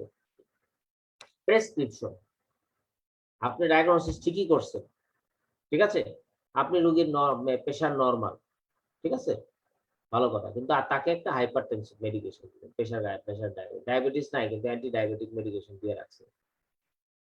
This is the drug error. হ্যাঁ, প্রেসক্রিপশনে ভুল। সিলেকশন, সিলেকশন হচ্ছে আপনি ভুল ড্রাগসটা সিলেক্ট করলেন, নিলেন ভুল ড্রাগস, উপরে তাকে সাজানো ছিল, সেখান থেকে ভুল ড্রাগসটা নামালেন, এখানে ভুল হতে পারে। প্রিপারেশন, আপনি প্রিপারেশন করছেন, যেমন সিরিঞ্জে, হ্যাঁ, প্রিপারেশন করছেন, প্রিপারেশনটা দেখা গেল একটাকে 5 cc করে ডাইলুট করার কথা, আপনি ওইটাকে 10 cc করে ফেলতেছেন, এক অন্য হিসাবে দিয়ে ফেলতেছেন, তখন ভুল। হ্যাঁ, এটাও হতে পারে, প্রিপারেশনে ভুল হতে পারে। লেবেলিং, আপনি নরকিউরন তুলছেন একটার মধ্যে, যেটার মধ্যে নরকিউরন তুলছেন সেটার মধ্যে ফ্যান্টানিল লিখে রাখলেন, কারণ ফ্যান্টানিল আমরা 2 cc কে 5 cc করি, নরকিউরন আমরা 5 cc তুলি। এটা দুটো যখন মিশে গেল, তখন দেখা গেল যে ফ্যান্টানিলের মানে লেভেলে আপনি নরকিউরন লিখে রাখছেন, আর নরকিউরন লেভেলে ফ্যান্টানিল চলে যাচ্ছে। এই ভুলগুলো হতে পারে লেভেলে।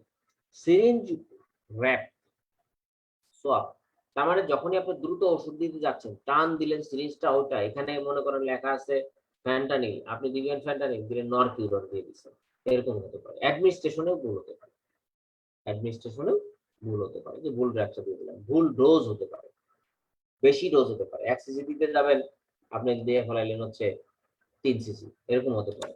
ডকুমেন্টেশনে ভুল হতে পারে, আপনি দিছেন নরকিউরন, লিখলেন ফ্যান্টানিল। এইভাবে কিন্তু হতে পারে, প্রত্যেকটা জায়গায় ভুল হতে পারে। এই জন্য আমরা বলছি ড্রাগ এররস হতে পারে কোন কোন জায়গায়। তাহলে জায়গাগুলো আমাদেরকে চিহ্নিত করতে হবে, হ্যাঁ, যে এই জায়গা। তাহলে কি বললাম, ডায়াগনোসিস, ভুল ডায়াগনোসিস, এখানে ভুল ওষুধ।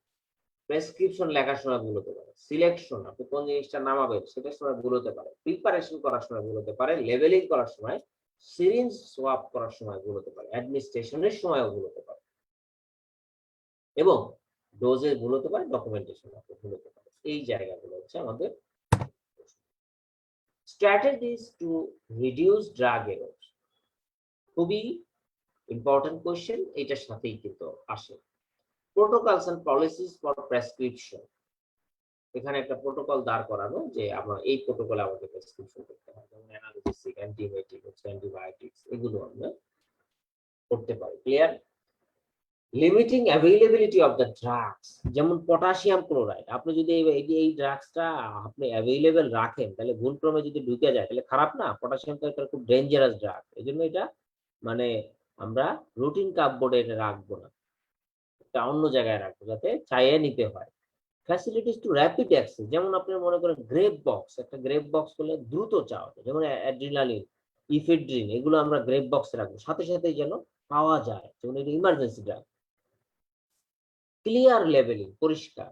কালার কোডিং সিস্টেম, যেমন রেড কালার, ব্লু কালার, তারপরে হচ্ছে আপনার গ্রিন কালার, যেগুলো দিয়ে আমরা মনে করতে পারি এগুলো লাল হাতে দেখলে বুঝবো যেটা ডেঞ্জারাস ওষুধগুলো, এটা দেখে নিব ভালো করে। তারপরে হচ্ছে ডেলিভারেড ড্রাগ সেপারেট বার কোডিং সিস্টেম, ইদানিং কালে আপনার বার কোডিং সিস্টেমটা চালু হয়, যেমন সিরিঞ্জের গায়ে বার কোডিং থাকে, এই সিরিঞ্জের গায়ে যখনই আপনি বার কোডিংটা ধরবেন, মেশিনে এইভাবে সামনে ধরবেন, তখন স্ক্রিনে উঠে যাবে যে আমি নরকিউরন দিচ্ছি। This is the modern strategies to prevent drug error. তাহলে কি বলছি, bar coding system, automated read out technology. তার মানে হচ্ছে সিরিঞ্জের গায়ে কোড করা আছে, রেডি করা আছে, আপনি সিরিজটা ওই যে মানে আলট্রাভায়োলেট এর ওখানে ধরবেন, আর ওখানে স্ক্রিনে দেখাচ্ছে যে দিস ইজ নরকিউরন, তাহলে আপনি চেক করছেন, ওখানে দেখছেন, ভুল হইলে আপনি ধরা পড়ে যাবেন।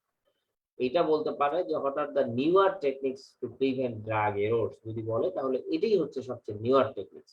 ক্লিয়ার? তারপরে হচ্ছে ট্রেনিং এন্ড অ্যাসেসমেন্ট, কিভাবে আপনি ড্রাগস গুলো দিবেন, কিভাবে উঠাবেন, এই জায়গাগুলোকে আমরা মানে মাধ্যমে উন্নতি করতে পারি। ক্লিয়ার? আচ্ছা, এইটা হচ্ছে আমার মানে চেক লিস্টটা আমরা করতে পারি, কোন কোন জায়গায় চেক লিস্ট করা হয়, যেগুলো কিন্তু ভালো। তাহলে এটা আমরা দেখলাম অ্যান্টিমাইক্রোবিয়াল এজেন্ট, এটা নিয়ে বেশ কিছু প্রশ্ন হয় সাধারণত। There is a 5 mechanism of prevent antimicrobial agent, কিভাবে কাজ করে, inhibition of the cell wall synthesis, PCB, BNC, এটা জাস্ট একটা মনে রাখার জন্য। Penicillin, cephalosporin, vancomycin, bacitracin, novobiocin, cycloserine, এটা জাস্ট আমাদের সেই প্যাথোলজির প্রথম চ্যাপ্টারে মানে পড়া যারা এনপিটি নিওমাইসিন। হ্যাঁ, নভোবিয়াসিন। Inhibition of the protein synthesis, CHIT, chloramphenicol, erythromycin, aminoglycoside, trimethoprim. তারপর inhibition of the reduced nucleic acid synthesis, QRST, quinolone, rifampicin, streptomycin, তারপর হচ্ছে tetracycline, একদম একটা কিছু হবে। Inhibition of the interaction between fungal cell wall membrane, একটা আছে inhibition of other specific metabolic process, এগুলো লিখে নিই আমি, মেজর ক্লাসটা দিই লিখে দিছি। অ্যান্টিমাইক্রোবিয়াল এজেন্ট কিভাবে কাজ করে, অ্যান্টিমাইক্রোবিয়াল এজেন্ট কিভাবে কাজ করে, খুবই পুরাতন একটা কোশ্চেন, মানে যদি আসতো না আসে না, এটা আপনাদের অবশ্যই নাও আসতে পারে, এটা আপনি পরে use of safe use of antibiotic, এটা ইম্পর্টেন্ট কোশ্চেন। যদি আমাদের এই জাতীয় কোশ্চেন আসে তাহলে এইটা ইম্পর্টেন্ট, যে সেফ ইউজ অফ অ্যান্টিবায়োটিক কি করব। প্রথম এই যে লাল দাগগুলো, match antibiotic to the most likely infecting organism based on the type of surgery, type of infection, local microbiological flora. তাহলে আমরা দেখলাম কি, যে এটার ক্ষেত্রে match antibiotic to the most likely interfering organism, তাহলে আমরা ম্যাচ করব যে অর্গানিজম গুলো কমন পাওয়া যায় তাদের ক্ষেত্রে। Local microbial flora. Choose antibiotics that reach minimal inhibitory concentration. Clear? Choose antibiotics that reach minimal inhibitory concentration. at the infection site. Clear? তাহলে এটা আমাদের এমআইসি হ্যাঁ এমআইসি এমআইসি ওটা বললাম minimal inhibitory concentration. MIC minimal inhibitory concentration মানে আপনি দিলেন এমন ড্রাগ দিলেন হোমিওপ্যাথিক ডোজে কোনো কাজ করতেছে না, আবার এত বেশি দিলেন টক্সিক ইফেক্ট শুরু হয়ে গেল। এই জন্য বলছে যে choose antibiotic that reach minimal inhibitory concentration, মানে আপনাকে একটা minimal inhibitory concentration that which antibiotic acts on the microbial agent. তাহলে এই জিনিসটা আমরা জেনে জেনে করতে পারি। Match antibiotic to local resistant pattern, যেমন MRSA is variably sensitive to gentamicin. যেমন যেই দেশে বা যেই এরিয়াতে আপনার যেই ধরনের অর্গানিজমের রেজিস্ট্যান্স আছে, যেমন আপনার আইসিইউতে দেখা গেল জেন্টামাইসিন মানে কাজ করে না, ঠিক আছে, তাহলে আপনি ওটা দিবেন না। আপনার কাজ করে হইতেছে মানে অ্যামাইনোগ্লাইকোসাইড, তাহলে আপনি ওটা দিবেন। এই জন্য বলছে যে মানে match antibiotic to local resistance pattern. হ্যাঁ, এটা দেখে দিবেন। লিমিট স্পেকট্রাম মানে আপনি সবচেয়ে বড় স্পেকট্রামটা আগেই ইউজ করবেন না। Limit spectrum third generation fourth generation আগেই মেরে দিবেন না, ঠিক আছে। লাস্টের কথাটা খেয়াল করুন। Restrict use of last line antibiotic to reduce the rate of emergence of resistance. Clear? তাহলে আমরা লাস্ট লাইনে অ্যান্টিবায়োটিকটা হাতে রাখবো, এটা ইউজ করার চেষ্টা করব না। Generally this is within 30 to 60 minute of incision or chronic ejaculation। তাহলে আমরা সাধারণত অ্যান্টিবায়োটিকটা 30 to 60 মিনিট বিফোর ইনসিশন দিয়ে থাকি। 30 to 60 মিনিট বিফোর ইনসিশন আমরা দিয়ে থাকি। এইবার আসেন important consent and information. Consent and ইনফরমেশনে আমরা সাধারণত কোন কোন জিনিসগুলো দেই? এই কম্পোনেন্ট অফ দ্য কনসেন্ট, এটা খুবই ইম্পর্টেন্ট কোশ্চেন, পরীক্ষায় আসে। এই প্রত্যেকটা পয়েন্টের উপরে বিস্তর আলোচনা আছে, যেগুলো আসলে আপনাদের পক্ষে পড়াও কঠিন একেবারে। এটা হলো আপনার মিলার্স এটা খুব সুন্দর আছে, যদিও আপনাদের জন্য পড়া কঠিন, দরকার নেই। প্রথম কথা হচ্ছে ডিসিশন মেকিং ক্যাপাবিলিটি। আপনি যেই রুগীটার কনসেন্ট নিবেন তার যদি ডিসিশন নেওয়ার ক্ষমতাই না থাকে তাহলে সে কিভাবে কনসেন্ট দিবে? ঠিক আছে, তাহলে ডিসিশন মেকিং ক্যাপাবিলিটি, যেমন হতে পারে বাচ্চা, তার ডিসিশন মেকিং ক্যাপাবিলিটি নাই। হতে পারে অধিক বয়স্ক, ডিসিশন মেকিং ক্যাপাবিলিটি নাই। পাগল না, কিন্তু তার মেন্টালি হচ্ছে তার নিউরোলজিক্যাল ডিজিজ আছে, সে ডিসিশন নিতে বোঝে না, সে সবগুলো সঠিকভাবে বোঝে না, তাহলে সে ডিসিশন মেকিং ক্যাপাবিলিটি নাই। ভলান্টারিনেস, কনসেন্টটা হতে হবে একেবারে স্বেচ্ছায় স্বাধীন, মানে আপনাকে কোন রকমের জোরপূর্বক যেন না করা। ডিসক্লোজার হচ্ছে আপনার ভিতরে যা আছে সব বলে দেন, তার থেকে যা আছে সব শুনে নেন। দিস ইজ দ্য ডিসক্লোজার, মানে একদম খালি, আপনার ভিতরে কিছু নাই। এটা দিয়ে কি বোঝায়? এটা দিয়ে বোঝায় আপনি অ্যানাস্থেসিয়া কি দিবেন, কেন দিবেন, কিভাবে দিবেন, কয় ভাবে দিবেন, সবকিছু আপনি বলেন। এইটা এইভাবে দেওয়া যায়, এইভাবে, এই হলে এই হয়, এই হলে এই হয়, কমপ্লিকেশন কি হয় না হয় সবকিছু আপনি ডিটেইলস তাকে বর্ণনা করবেন। দিস ইজ দ্য ডিসক্লোজার, মানে আপনার কাছে কিছুই নাই, সবকিছু বলে দেওয়া শেষ। এরপরে রিকমেন্ডেশন, তার মানে এখন করবেন কি? এখন হচ্ছে আপনি বলবেন, রুগীতে তো সব বলে দিলেন, এখন বলবেন যে এইবার আমি আপনাকে রিকমেন্ডেশন করছি যে এই অপারেশনের জন্য রিজিওনাল অ্যানেস্থেসিয়া আমি দিতে চাই। এটা হচ্ছে লাস্টে আপনি বললেন ডিসক্লোজারের পরে। জিনিসটা কাহিনীর মতো আর কি বিবেচনা করেন, একটা রুগী আপনার সামনে এই কাজগুলো করতেছেন। আন্ডারস্ট্যান্ডিং, এরপর আপনি জিজ্ঞেস করবেন যে আপনি কি বুঝতে পেরেছেন সবকিছু, আপনি কি বুঝতে পেরেছেন? Understanding, this is the understanding. যদি কিছু না বুঝে তাকে বুঝিয়ে দেয়, আবার রিপিট করতে হবে। এই কথাগুলো কিন্তু আমি নিজে বলছি এরকম না, ডিটেইলসটা লেখা আছে। হ্যাঁ, তো তারপর আমি আপনাদেরকে সংক্ষেপে বলছি আন্ডারস্ট্যান্ডিং। রিকমেন্ডেশন আপনি দিলেন, তারপর আপনি কি বলবেন আপনি কি বুঝতে পেরেছেন, যে কি আপনার কোনো কনফিউশন আছে, আপনি কনফিউশন থাকলে আবার জিজ্ঞেস করেন, আবার ব্যাখ্যা দিয়ে, তারপরে দিস ইজ কল আন্ডারস্ট্যান্ডিং। এরপরে ডিসিশনটা কে দিচ্ছে? রুগী দিচ্ছে, যে ঠিক আছে স্যার আমাকে তাহলে আপনি রিজিওনাল অ্যানেস্থেসিয়াই দেন। বলে যে জেনারেল অ্যানেস্থেসিয়া সব কিছু বললেন, অ্যাডভান্টেজ ডিসঅ্যাডভান্টেজ সবকিছু বললেন, আপনি চাচ্ছিলেন রিজিওনাল, কিন্তু সে বললো যে না স্যার আমাকে জেনারেল অ্যানেস্থেসিয়াই দেন। তখন আপনি তার আগে আন্ডারস্ট্যান্ডিংটা হয়েছে কিনা, আপনি বুঝছে কিনা ঠিক মতো শিওর হয়ে নিলেন। ঠিক আছে, বোঝার পরে আপনাকে বললো যে না আমি জেনারেল অ্যানেস্থেসিয়া দিয়ে করবো। গুড। এরপরে এই শব্দটা খুবই ইন্টারেস্টিং, ইনফর্মড রিফিউজাল। তখন আপনি তাকে বলছিলেন যে আপনি রিজনাল দিয়ে আপনি করতে পারেন, কিন্তু সে কি করলো, ডিসিশন দিল যে আমি জেনারেল অ্যানেস্থেসিয়া দিয়ে করবো। আচ্ছা, এরপর হইতে পারে সে বলল যে স্যার আমি সবকিছুই বুঝতে পেরেছি, কিন্তু আমি এই অ্যানাস্থেসিয়া দিয়ে আমি অপারেশন করব না। This is the informed refusal. এই শব্দটা খুবই চমৎকার যে আপনি সবকিছু বুঝছেন, কিন্তু আপনি বুঝে বললেন, এই প্রত্যেকটা স্টেপ আপনার ওকে হয়ে গেছে, আপনি বললেন যে না আমি আসলে অ্যানাস্থেসিয়া দিয়ে অপারেশন করব না, তাহলে অপারেশন হবে না। That's okay. অটোনোমাস অথরাইজেশন, এটা হচ্ছে কার ক্ষেত্রে, যার ক্যাপাবিলিটি নেই তাদের ক্ষেত্রে অটোনোমাস অথরাইজেশন। যেমন ঠিক আছে এই লোকটা আমার ডিসিশন গুলো মেনটেন করে, আমার সকল ব্যাপারে সেই ডিসিশন নেয়, এটা ইন্টারন্যাশনালি এই জিনিসগুলো মেনটেন করা হয়। ক্লিয়ার? ইমার্জেন্সি সিচুয়েশন, যেমন একটা ইমার্জেন্সি, সেখানে কনসেপ্টটা কেমন হবে, এটা একটা ডিফারেন্ট প্যাটার্ন আছে, সেই প্যাটার্নটাকে ফলো করতে হবে। ইভেন হতে পারে একটা ইমার্জেন্সি অবস্থা, একটি অপারেশন সিজার লাগবে, তখন কিভাবে এটা হবে, এইগুলো হচ্ছে ইমার্জেন্সি। বাচ্চাদের ক্ষেত্রে কিছু ইমার্জেন্সি আছে, তার মানে ইমার্জেন্সির ক্ষেত্রে সাধারণত বাচ্চাদের মানে পেডিয়াট্রিক পেশেন্টের একটা প্যাটার্ন থাকে, কনসেন্টের কিছু স্পেশাল সিচুয়েশন আছে। প্রেগন্যান্সিতে এবং consent for DNR, do not resuscitate, consent for DNR, এই জায়গাগুলো একটু স্পেশাল সিচুয়েশন, এইখানগুলোতে আমরা সাধারণত আলাদা ধরনের কিছু প্রোটোকল ফলো করা হয়, আলাদা কিছু ইনস্ট্রাকশনস আছে, সেগুলো ফলো করা হয়। ক্লিয়ার?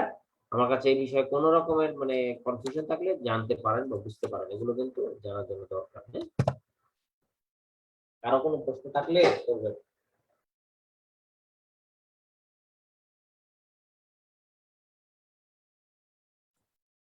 এরপরে আমরা যেটা বলবো সেটা হচ্ছে যে what are the information appropriate for patient during the consent। এটা স্মিথের বইতে আছে, তারপরও আমি বলে দিচ্ছি, এই জিনিসগুলো অনেক সময় বোঝেন না। Common components of anaesthetic techniques, anaesthetic technique যাই হোক আপনাকে কমন, যেমন ফাস্টিং আছে কিনা, pre medication, transfer from words two room আপনি বলবেন, আইভি ক্যানোলা ইনসারশন সেটা আপনাকে বলতে হবে, যে কি কি ইনফরমেশন রুগীকে আপনি দিবেন, সেটা কি কি ইনফরমেশন আপনি রুগীকে দিবেন before anaesthesia, taking consent, before taking consent কি কি ইনফরমেশন দিবেন। প্রথম পয়েন্ট হচ্ছে common components of anaesthetic technique. Common কি কি আছে, এখন ফাস্টিং, প্রি মেডিকেশন কি কি খাবেন, ট্রান্সফার এখানে বলবেন যে আপনি ওয়ার্ড থেকে অ্যানাস্থেসিয়া রুমে যেতে হবে, ক্যানুলা দিব, নন ইনভেসিভ মনিটরিং আমরা করব, induction of general anaesthesia, local anaesthesia, discomfort, awareness, এগুলো হতে পারে, এটা বোঝাই বলবেন, অ্যাওয়েক এন্ড সিডেশন এরকম হতে পারে, ট্রান্সফার টু রিকভারি রুম আমরা নিব, তারপরে রিটার্ন টু ওয়ার্ডে নিব, তারপরে পোস্ট অপারেটিভ অ্যানালজেসিয়া আমরা মেইনটেইন করার চেষ্টা করব, অ্যান্টিবায়োটিক ফ্লুইড দিব, techniques of sensitive matter, insertion of analgesics, suppository. Clear করেন, দেখেন কত সুন্দর একটা কথা, আপনি যেটা সাপোজিটরি দিবেন এটা কিন্তু আপনাকে বলতে হবে যে আপনার কিন্তু পায়খানা রাস্তায় একটা সাপোজিটরি দেয়া হবে। চিন্তা করেন যে কতটা শুদ্ধ এবং ভালো হইলে এই জিনিসগুলো এখানে আসছে, অথচ আমরা কিন্তু করি না, দেখি না, চেষ্টাও করি না। Alternative techniques where appropriate including and techniques fail, যেমন মানে আপনার এই টেকনিক্সটা আমরা করবো, এই টেকনিক্সটা না হলে কিন্তু আরেক টেকনিক্স আমরা যাবো, caesarean section anesthesia or if later is inadequate, অনেক সময় কি হয়, cesarean section alternative to regional anesthesia, cesarean section as an alternative to regional anesthesia or if the latter is inadequate। অনেক সময় কিন্তু আমাদের সিজারে অনেক সময় অ্যানেস্থেসিয়া হলো না, দুইবার তিনবার দিলে হলো না, তখন আমাদের হলো হচ্ছে মানে জেনারেল, তখন হচ্ছে এটাকে বলে যে alternative case.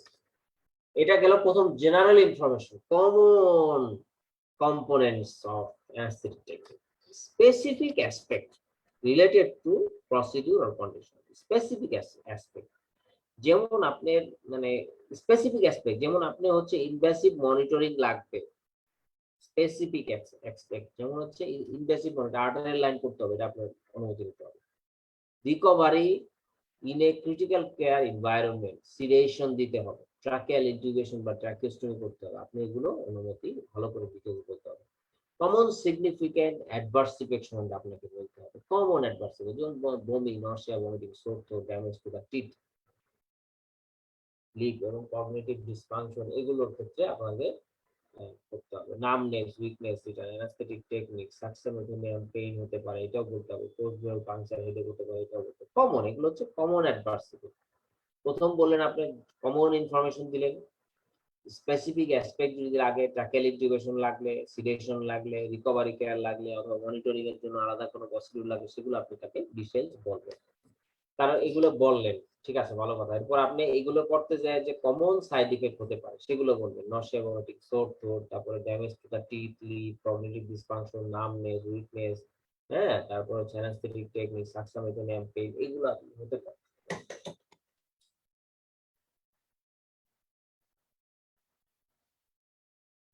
সাকসামেথোনিয়াম pain, post puncture headache, এগুলো হতে পারে। তাহলে এগুলো আমরা দেখলাম যে এগুলো হচ্ছে কমন সাইড ইফেক্ট। এরপর আসেন সিরিয়াস অ্যাডভার্স ইফেক্ট, যেমন নার্ভ ইনজুরি হতে পারে, অ্যাওয়ারনেস ডিউরিং অ্যানাস্থেসিয়া হতে পারে, ডেথ হতে পারে। আর এটা মনে হয় কি লেখছি এটা খেয়াল, যাই হোক, এই তিনটা জিনিস হতে পারে সিরিয়াস ইফেক্ট। তাহলে আপনি প্রত্যেকটা জিনিস আপনাকে পেশেন্টকে বুঝাতে হবে। চারটা পয়েন্ট, একটা হচ্ছে common components, specific aspect for a special procedure, common side effect, serious side effect. এই তিনটা বললেই আপনার কাজ শেষ। পেশেন্টের ক্যাপাসিটি কিভাবে আপনি অ্যাসেস করবেন? The patient must have the capacity to consent, ঠিক আছে? 4 step assessment for capacity। তো এটা কিন্তু আমার নিজের প্রশ্ন না, এটা মর্গানের বা স্মিথের একটা প্রশ্ন এখানে তুলে দিচ্ছি, হ্যাঁ। 4 step assessment of capacity, capable of the patient to understand, সে বুঝতে পেরেছে কিনা, in broad term the nature of the proposed intervention, retain the information, মানে হচ্ছে প্রথম কথা হলো আপনি বলবেন যে আপনি বুঝছেন কিনা এবং বুঝে সে ভেতরে ধারণ করতে পারছে কিনা সেটা বুঝবেন। সেটা হচ্ছে retain this information for long enough to weigh it in the balance and use to make a decision.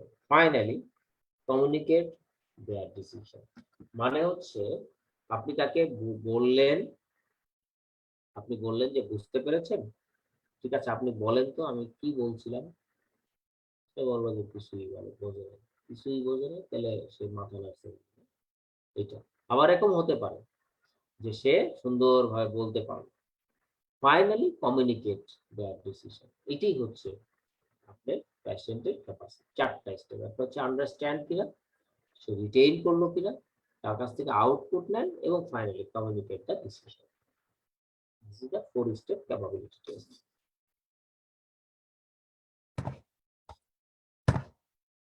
What type of consent exist and written and consent, এগুলো সব জানা আছে। Written, implied and verbal consent are all commonly used for routine clinical practice, ঠিক আছে। Written consent should be sought if, written consent নিতে হবে যদি investigation আর ট্রিটমেন্ট ইজ কমপ্লেক্স হয়ে যায়। তারপরে সিগনিফিকেন্ট কনসেন্ট, এগুলো আপনাদের লাগবে না। এখানে বল কোন সার্কামস্টেন্সেসে পেশেন্টের কনসেন্ট নেওয়া যাবে না, কনসেন্ট নেওয়ার দরকার নেই। স্টে ইন এ পেশেন্ট মানে কনসেন্ট নেওয়ার দরকার নেই। A mental capacity act permit the restraint of the patient with lack of capacity to facilitate treatment in their best interest। তার মানে হচ্ছে যে মেন্টাল ক্যাপাসিটি অ্যাক্ট দিয়ে প্রমাণ করা আছে যে তার আসলে মানে ডিসিশন দেওয়ার ক্ষমতা নেই, তাহলে সেটা আমরা করতে পারি। ক্লিয়ার? এটা দেখেন, এটা আগে দেখেন, আমি পরে বলতেছি।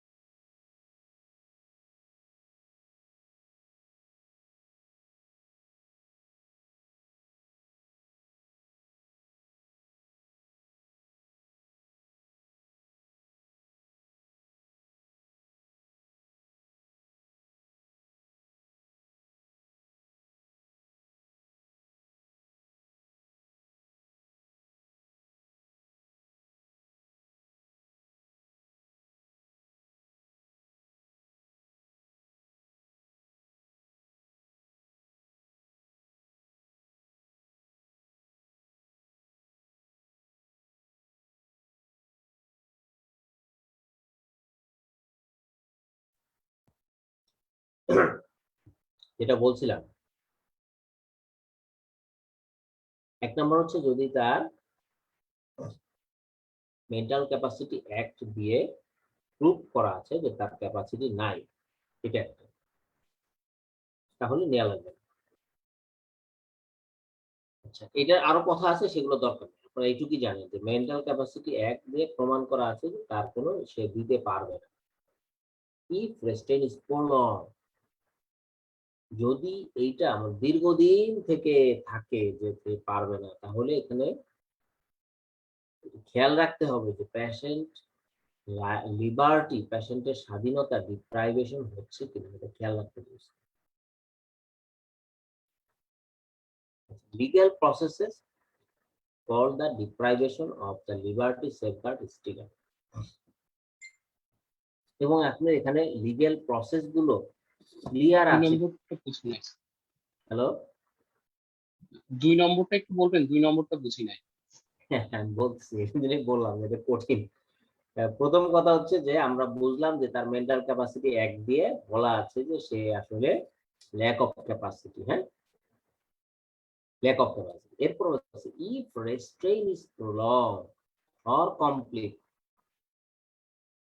মানে অনেক দিন ধরে সে মানে রেস্ট্রেইন মানে তার অনুমতি দেওয়ার ক্ষমতা নাই, then it may evolve into a deprivation of the patient's liberty। মানে এখানে আপনি দেখতে হবে দীর্ঘদিন ধরে আসলে তার ক্যাপাসিটি নাই নাকি তাকে এটা ইন্টেনশনালি এটা করে রাখা হয়েছে, তার এখানে তার স্বাধীনতাকে হস্তক্ষেপ করছে কিনা, এই জায়গাটা খতিয়ে দেখতে হবে। A deprivation of the liberty occurs when a patient is subject to constant supervision and control and is not free to live। তার মানে হচ্ছে যে আমরা দেখলাম দীর্ঘদিন ধরে যদি তার ক্যাপাসিটিটা না থাকে, তাহলে এটা খেয়াল রাখতে হবে যে আসলে কি তার ক্যাপাসিটি নাই পার্মানেন্ট, নাকি তাকে এটা ইন্টেনশনালি এরকম করে রাখা হয়েছে, এই বিষয়গুলো খতিয়ে দেখতে হবে। তা না হলে কি হবে, এখানে লিবার্টি যে অ্যাক্ট আছে সেই জায়গাগুলো প্রবলেম হবে। Deprivation of the liberty ochre when a patient is subject to constant supervision and control and is not free to live।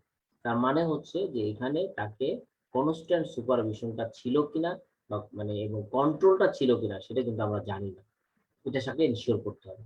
Bangla ভাষায় যদি আমি বলি, শব্দগুলো একটু ডিফিকাল্ট মনে হয়, বইয়ের শব্দ তো, এতটুকু বলবো দির্ঘদিন যদি ডিপ্রাইভেশন থাকে, তার রেস্ট্রেইন থাকে, তাহলে আমরা দেখবো যে আসল কারণ তাকে আসলেই যে মানে রেস্ট্রেইন নাকি, এবং কন্টিনিউয়াস মনিটরিংটা আছে কিনা, এবং সে ট্রিটমেন্ট বা আদার্স সবকিছু পেয়েছে কিনা, যে আসলেই রেস্ট্রেইন নাকি তাকে রেস্ট্রেইন করে রাখা হয়েছে, এই জিনিসটা। তাহলে এখন প্রশ্ন আসে, যদি তাকে এরকম করে রাখা হয়, when it proves necessary to deprive patient of their liberty to protect them from harm, a legal process called deprivation of the liberty safeguard is triggered। তাহলে এটা হতে পারে, এমন হতে পারে when it proves, এটা প্রমাণিত হয় যে necessary to deprive patient of their liberty to protect them from harm। তার মানে হচ্ছে আপনি ভালোর উদ্দেশ্যেই তাকে আপনার বাপ মাকে বা আপনার নানাকে জানতে দিলেন না বা নানিকে জানতে দিলেন না তার এই অপারেশনটা হবে, আপনি এটা ভালো উদ্দেশ্যে, তখন কিন্তু specially deprivation of the liberty safeguard is triggered. Internationally এটা বলে যে আপনি তার স্বাধীনতা হস্তক্ষেপ করছেন, এটা ঠিক নয়, এই কথাটাই বলতে চাইছি। আমি যে 2 নম্বর কথাটা বললাম যে দীর্ঘদিন আপনি এটা ঠিক করছেন, এটা ইন্টেনশনালি করছেন নাকি তা আসলে ছিল, এটা ফলো আপ আছে কিনা এটা আপনি জানেন না, এটা এনশিওর করতে হবে। সেকেন্ড হচ্ছে যদি কখনো ইন্টেনশনালি হয়ে থাকে, তাহলে এটা হয়তো বা তার ভালোর জন্য করছে, এটা যদি প্রুভ না হয়, মানে এটা প্রুভ হওয়া জরুরি যে এটা তার ভালোর জন্য করেছে, এটা প্রুভ হলেও, এটা প্রুভ হয়েছে বা মানে আছে, when it proves necessary to, মানে এটা দরকার ছিল তার জন্য ভালোর জন্য যে তার এটা সিদ্ধান্তটা গোপন রাখা, তারপরেও লিগ্যাল অ্যাসপেক্ট মানে লিবার্টি সেফগার্ড কিন্তু ট্রিগার্ড হবে, মানে তার জন্য এটা প্রযোজ্য হবে, লিবার্টি সেফগার্ড থেকে প্রযোজ্য হবে, এবং সেটা থেকে তার কাছে ক্লিয়ারেন্স নিতে হবে যে না ঠিক আছে তার এটার জন্য আমরা ফিট, এই কারণে তাকে জানানো হয় নাই। Please agree with this system. Okay, এটা হচ্ছে আমাদের মোটামুটি, এগুলো অনেক কঠিন বিষয়, তারপর আমি একটু বোঝানোর চেষ্টা করলাম, একেবারে কাট করতে বিষয়। Practical conduct of anesthesia, machine checkup, behind case, between case, to back case, stage of anesthesia, এগুলো আপনারা সব জানেন। এগুলো হচ্ছে প্র্যাকটিক্যাল কন্ডাক্ট অফ অ্যানেস্থেসিয়া। এখানে আমি এক ধাক্কায় বলে যাব কি কি জিনিস আছে। স্টেজ অফ অ্যানেস্থেসিয়া এটা আপনাদের জানতে হবে, অনেক সময় পরীক্ষায় আসে স্টেজ গুলো কি কি। এখানে মনে রাখতে হবে, দেখেন পিউপিলটা মনে রাখার সূত্র হচ্ছে প্রথমটা নরমাল, অ্যানালজেসিয়া নরমাল, এক্সাইটমেন্টে প্রথমটাই ডাইলেট হয়, তারপরে সব আস্তে আস্তে ছোট্ট থেকে বড় বড় বড় বড় প্লেন ওয়ানে ছোট, তার থেকে একটু বড় প্লেন টু, প্লেন থ্রি বড়, প্লেন ফোরে বড়, তারপরে ওভারডোজে একবারে বড় দ্বিগুণ ডাইলেট। সেটা খেয়াল রাখতে হবে। আইল্যাশ রিপ্লেস যেগুলো আছে এগুলো বোঝানোর পিছনে মুখস্থ করে দিই। অ্যানাস্থেসিয়ার স্টেজের মধ্যে এগুলোর কথা বলা আছে, সোয়ালিং, এগুলো জাস্ট কমন সেন্স, এগুলো লাগবে। Most common indication for inhalation anaesthesia, এটা আপনারা জানেন, এর আগেও দেখাচ্ছি। পেডিয়াট্রিক অ্যানাস্থেসিয়া, ইয়াং চিলড্রেন, আপার এয়ারে অবস্ট্রাকশন এটা লাগে, লোয়ার এয়ারে অবস্ট্রাকশন, ফরেন বডি এগুলো যদি থাকে সেক্ষেত্রে আমরা ইনহেলেশন অ্যানাস্থেসিয়া দেই। ব্রঙ্কোপ্লুরাল ফিস্টুলা আর ইনফাইসিমা যদি থাকে সেক্ষেত্রে আমরা ইনহেলেশন অ্যানাস্থেসিয়া দেই। Inability to achieve the IV access or intravenous induction এটা যদি হয় তাহলে এক্ষেত্রে আমরা কিন্তু দেই। এইটা হলো position related, patient position related. এই কথাগুলো আমি আজকে একটু সুন্দর করে বলে দেব। পেজ নাম্বারটা লিখে রাখেন, মর্গ্যানের 1243, স্মিথের 450 থেকে 455। এই জায়গাটাতে আমি যেটা বুঝাবো, দেখেন মানে পজিশন রিলেটেড, দেখেন backache complication due to position related. Backache আপনার যে কোনো পজিশন হতে পারে, যে কোনো পজিশন হতে পারে, ক্লিয়ার? আপনি যে কোনো পজিশন রিলেটেড কমপ্লিকেশন গুলো হতে পারে, এটা আপনি লিখতে পারবেন। কর্নিয়াল অ্যাব্রেশন প্রোন পজিশনে বেশি হয়। ডিজিটাল অ্যাম্পুটেশন, ডিজিটাল অ্যাম্পুটেশন মানে আপনি পেশেন্টকে পজিশন করছেন, একটা আঙ্গুল এমন চাপে ছিল যে এখন গ্যাংগ্রিন হয়ে 5-6 ঘন্টা অপারেশন হচ্ছে, আঙ্গুল গ্যাংগ্রিন হয়ে গেছে, পরে কাটা লাগলো। This is called digital amputation. Any procedure হতে পারে, nerve injury, paralysis, brachial plexus, any হতে পারে, এনি প্রসিডিউরে। ব্যাকেল প্লেক্সাস এনি প্রসিডিউর কেন বলতে পারবেন? কারণ হচ্ছে আপনি যখন পেশেন্টকে শোয়ায় রাখছেন তখন হাতটা যদি ঠিক মতো না রাখেন, হাতটা ঠিক হয়ে থাকে বা এখানে প্রেশার থাকে, এখানে অনেক কোনো কারণে থাকে, যে কোনো প্রসিডিউর কিন্তু এটা ব্যাকেল প্লেক্সাস ইনজুরিটা হতে পারে, আল্লাহ নার্ভ, রেডিয়াল নার্ভ ইনজুরি হতে পারে। এই কথাগুলো এই জন্য আমি একটু বলছি যে এইসব জায়গাগুলো হতে পারে। এখানে পজিশনিংটা খুবই ইম্পর্টেন্ট, ঠিক আছে? supine position, দেখেন anesthetic should take into account surgical access, patient safety, anesthetic treatment.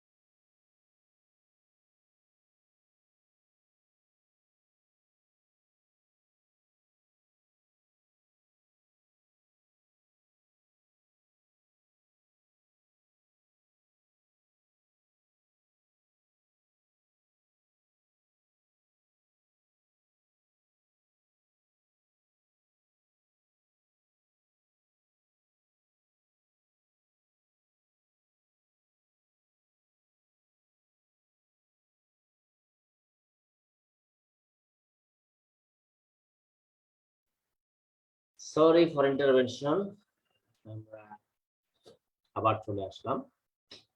Position related কি কি সতর্কতা আমার থাকতে হবে, যেমন আইভি ক্যানোলা পজিশন খুবই important.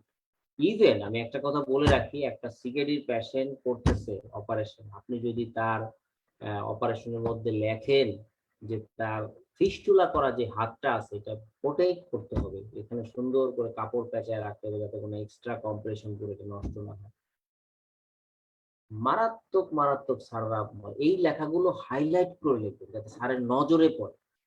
Take care about the fistula hand during position, এই কথাটা একটা হাইলাইট করে লিখবেন যাতে স্যারের চোখে পড়ে। যখন এটা চোখে পড়বে you will get the best mark. কারণ স্যাররা কিন্তু পড়তে চায় না, জোর করে পড়াতে হবে তাদেরকে। আমরা খাতার প্রেজেন্টেশন ভালো করার কথা কেন বলি? যাতে স্যাররা পড়তে মানে কষ্ট না হয়, নজর দিতে কষ্ট না হয়। আপনি লিখবেন, আপনার কোনা কাঞ্চের মধ্যে স্যারের যাইয়া দেখতে হবে, এটা স্যারের ঠেকা পড়ে না। আপনি একেবারে পেজের শেষ পাতা পর্যন্ত একটা শব্দ না লেগে ওটার মধ্যে গোজামিল দিয়ে লিখবেন, ওটাও কিন্তু স্যারের দায়িত্ব না। এই জন্য আমরা বলি যে আপনি আসল কথাগুলো ফ্রন্টে লেখেন। প্রথম যে এই জিনিসটা আমি লিখলাম যে একটা সিকেডির প্যাশেন্ট অপারেশন হবে, কিডনি ট্রান্সপ্লান্ট হবে, তার ফিস্টুলার যে হাতটা আছে সেটা যেন ভালো করে প্রোটেক্ট হবে। মারাত্মক একটা ইম্পর্টেন্ট কোয়েশ্চেন। সুপাইন পজিশনে অ্যাওর্টোক্যাভাল কম্প্রেশন খুবই গুরুত্বপূর্ণ। প্রেগন্যান্ট লেডি এটা খুবই খেয়াল রাখতে হবে। Trendelenburg position, head down position, damage to the brachial plexus হতে পারে, হাত তার পাশে থাকে, অন্যান্য নার্ভ ইনজুরি হতে পারে। আচ্ছা, lithotomy position, elevate both legs and simultaneously. একটা একটা করে উঠাইতে গেলে অনেক সময় জয়েন্ট ইনজুরি হতে পারে, ক্লিয়ার? এবং অনেক সময় ব্যাক একও হতে পারে যদি ভালো মতো আপনি পেছনে কিছু না দেন, বুঝলে? So pelvic asymmetry and result in back ache are avoided. The sacrum should be supported, not allowed to slip off the end of the operating table. Clear? তাহলে স্যাক্রামটা সাপোর্ট করার কথা আগে দেখছেন, কেন দেখছেন এইটা কিন্তু আপনি জানতেন না। এটা যেন অ্যানাস্থেসিয়া টেবিল থেকে স্লিপ আউট হতে না পারে, সেটার জন্য একটা সাপোর্ট দিতে হবে। Okay, sitting chair, bench chair, sitting or beach chair. Beach chair সাধারণত আপনার নিউরো সার্জারিতে হেড সাপোর্টের জন্য ব্যবহার করা হয়। এখানে হেড পিন ব্যবহার করা হয়, ভেনাস এয়ারম্বলিজম এখানে মোট প্রবলেম থাকে, সেটা খেয়াল রাখতে হবে। এই পজিশনগুলোতে ভেনাস এয়ারম্বলিজম হয় বসে অপারেশন করলে মাথায়, এটা খেয়াল রাখতে বলছে। Prone position, prone position the most common position. এখানে প্রোন পজিশনে করা হয়, অনেক কিছু লেখা আছে এখানে। আমার কি কি প্রবলেম হয় দেখেন প্রোন পজিশনে, কার্ডিওভাস্কুলার কি কি প্রবলেম এখানে ভাগ করে লিখবেন। ডিক্রিজ ভেনাস রিটার্ন, ঠিক আছে? Decrease venous return can be caused by abdominal compression. কম্প্রেশনের কারণে ভেনাস পুলিং হতে পারে ইন লেগ, তাহলে ভেনাস পুলিং লেগে হতে পারে, লেগ ইডিমা হতে পারে। Dislodgement and accessibility of the IV cannulas after turning is not uncommon. তার মানে আপনি যখন ঘোরাতে যান তখন আইভি ক্যানুলা ডিসপ্লেস হতে পারে, সেটাও কিন্তু একটা বিষয়। আজকে আমার বেশ একটু কষ্ট হচ্ছে, মানে একটু ঘাড়ে ব্যথা হচ্ছে, মানে ঘুমানোর জন্য একটু সমস্যা, বেশ এই জন্য বারবার নড়াচড়া করতে হচ্ছে, সরি।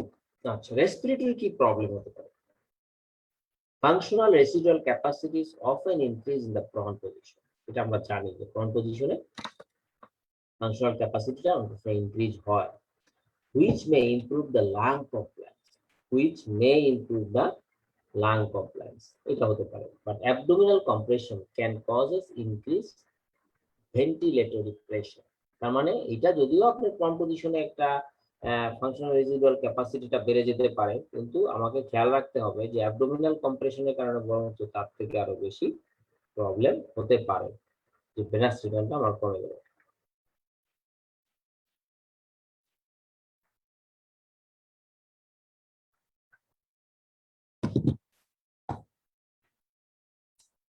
তাহলে আমরা দেখলাম যে প্রেশারের কারণে আমার ভেন্টিলেটরি প্রেশারটা বেশি, এয়ারওয়ে প্রেশারটা বেশি পড়তেছে, এটা হতে পারে। নার্ভ ইনজুরি হতে পারে, হ্যাঁ, ট্রাকিয়াল টিউব মে পটেনশিয়ালি ডিসলস হতে পারে একটা, ঠিক আছে? রেসপিরেটরি সিস্টেমে আমরা দেখলাম যে reduce the risk of pulmonary aspiration, এটা একটা ভালো দিক, এটা একটা ভালো দিক প্রন পজিশনের, ঠিক আছে? কিন্তু খারাপ দিক হচ্ছে এখানে পটেনশিয়ালি ট্রাকিয়াল টিউবটা ডিসলস হতে পারে, যেহেতু উপরে হয়ে থাকে আমরা বুঝি না, অনেক সময় খেয়ালের কারণে হতে পারে। Nerve injury, blindness, secondary to retinal artery occlusion or retinal vein thrombosis has been described. Traction injury to the brachial plexus, এটাও কিন্তু হতে পারে, ক্লিয়ার? তাহলে এগুলো কিন্তু সবকিছু আমাদের প্রন পজিশনে হতে পারে।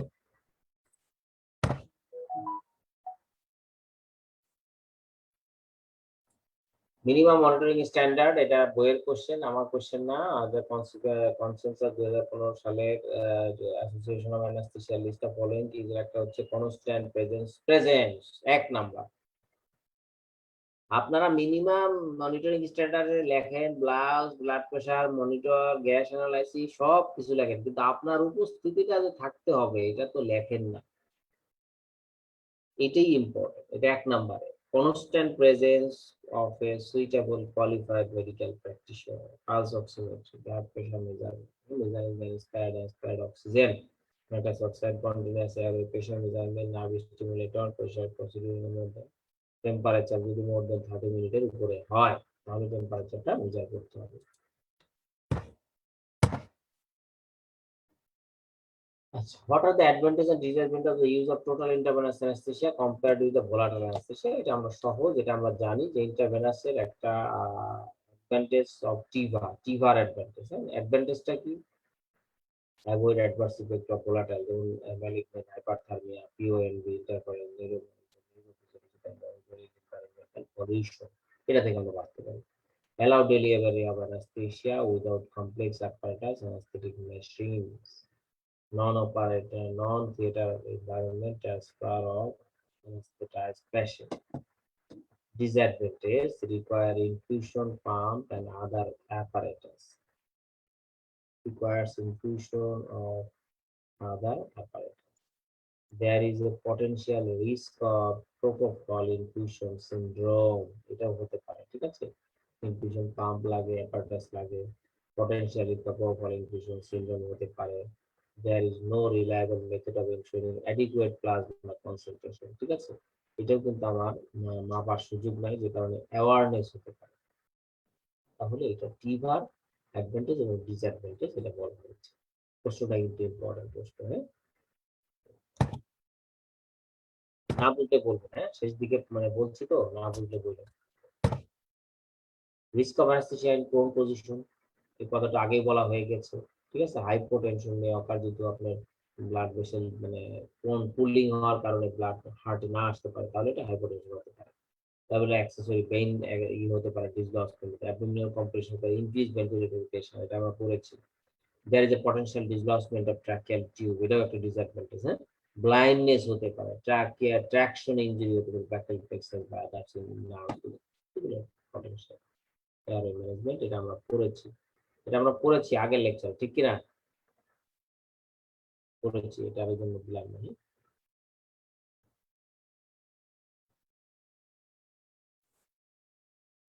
এবার আসেন আমরা আরেকটু শেয়ারে যাব।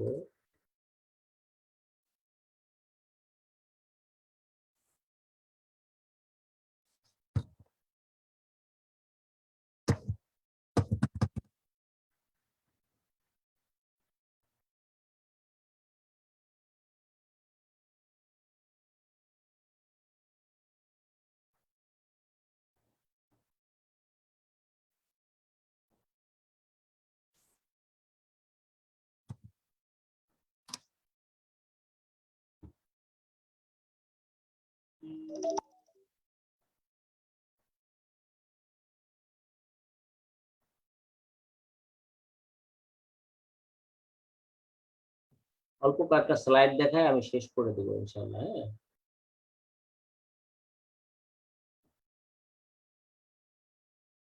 একটু স্লাইডটা আমি দেখে দিচ্ছি।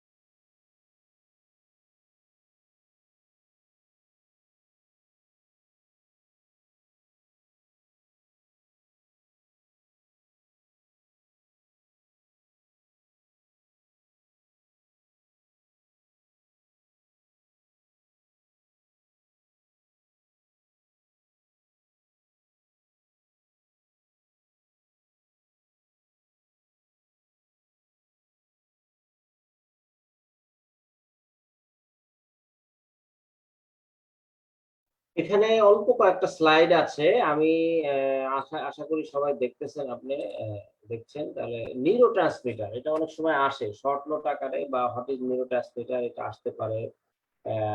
এই জায়গাগুলো অনেক সময় একটু আসে pharmacology, basic pharmacology.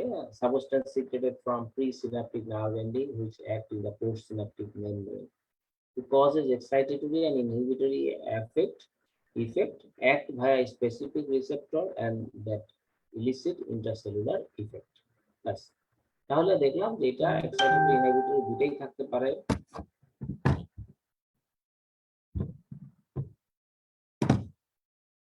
to cause excitatory and inhibitory effect করতে পারে, বা enzyme or altering DNA transcription the same neurotransmitter may be excitatory at one synapse and inhibitory at another। তার মানে একই জিনিস এক জায়গায় স্টিমুলেটরি বা এক্সাইটেটরি হতে পারে, আরেক জায়গায় কিন্তু ইনহিবিটরি হতে পারে। ক্লিয়ার? যেমন এই যে নিউরোট্রান্সমিটার গুলোর মধ্যে নরঅ্যাড্রিনালিন, অ্যাড্রিনালিন, ডোপামিন, অ্যামাইনস এর মধ্যে ক্লাসিফিকেশন অফ দ্য নিউরোট্রান্সমিটার আপনাদের আসে, পরীক্ষায় খুবই আসে। নরঅ্যাড্রিনালিন, অ্যাড্রিনালিন, ডোপামিন, হিস্টামিন, এগুলো অ্যামাইনো অ্যাসিড যেমন গ্লাইসিন, গ্লুটামিন, গাবা।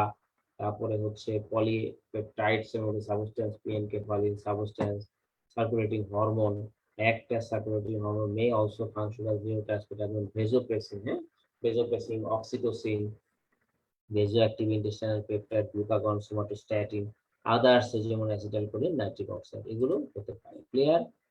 এরপরে আসেন হচ্ছে রিসেপ্টরস। রিসেপ্টরস এর মধ্যে this are the specific protein or glycoproteins located on the cell membrane or within the cell that interact selectively with intracellular compound, যেমন agonist to initiate biochemical event within the sell.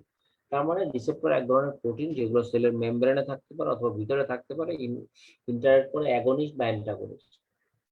Agonist হলে initiate এবং মানে help the function, antagonist হলে এটা prevent করে। ঠিক আছে, দুই ধরনেরই হতে পারে। The drugs that interact with the receptor inhibit the effect of agonist are antagonist. Antagonist হতে পারে। Degree of binding to receptor is affinity. মানে অ্যাফিনিটি হচ্ছে ডিগ্রি অফ বাইন্ডিং। খেয়াল করেন, এগুলো কিন্তু অনেক সময় সংজ্ঞা আকারে আসতে পারে, যে receptor, affinity, agonist, antagonist, ability to produce A response, degree of binding is affinity, ability to produce a response, এটাই হচ্ছে intrinsic activity। এটি তার মানে affinity হচ্ছে degree of binding of the receptor and produce a response, এটি।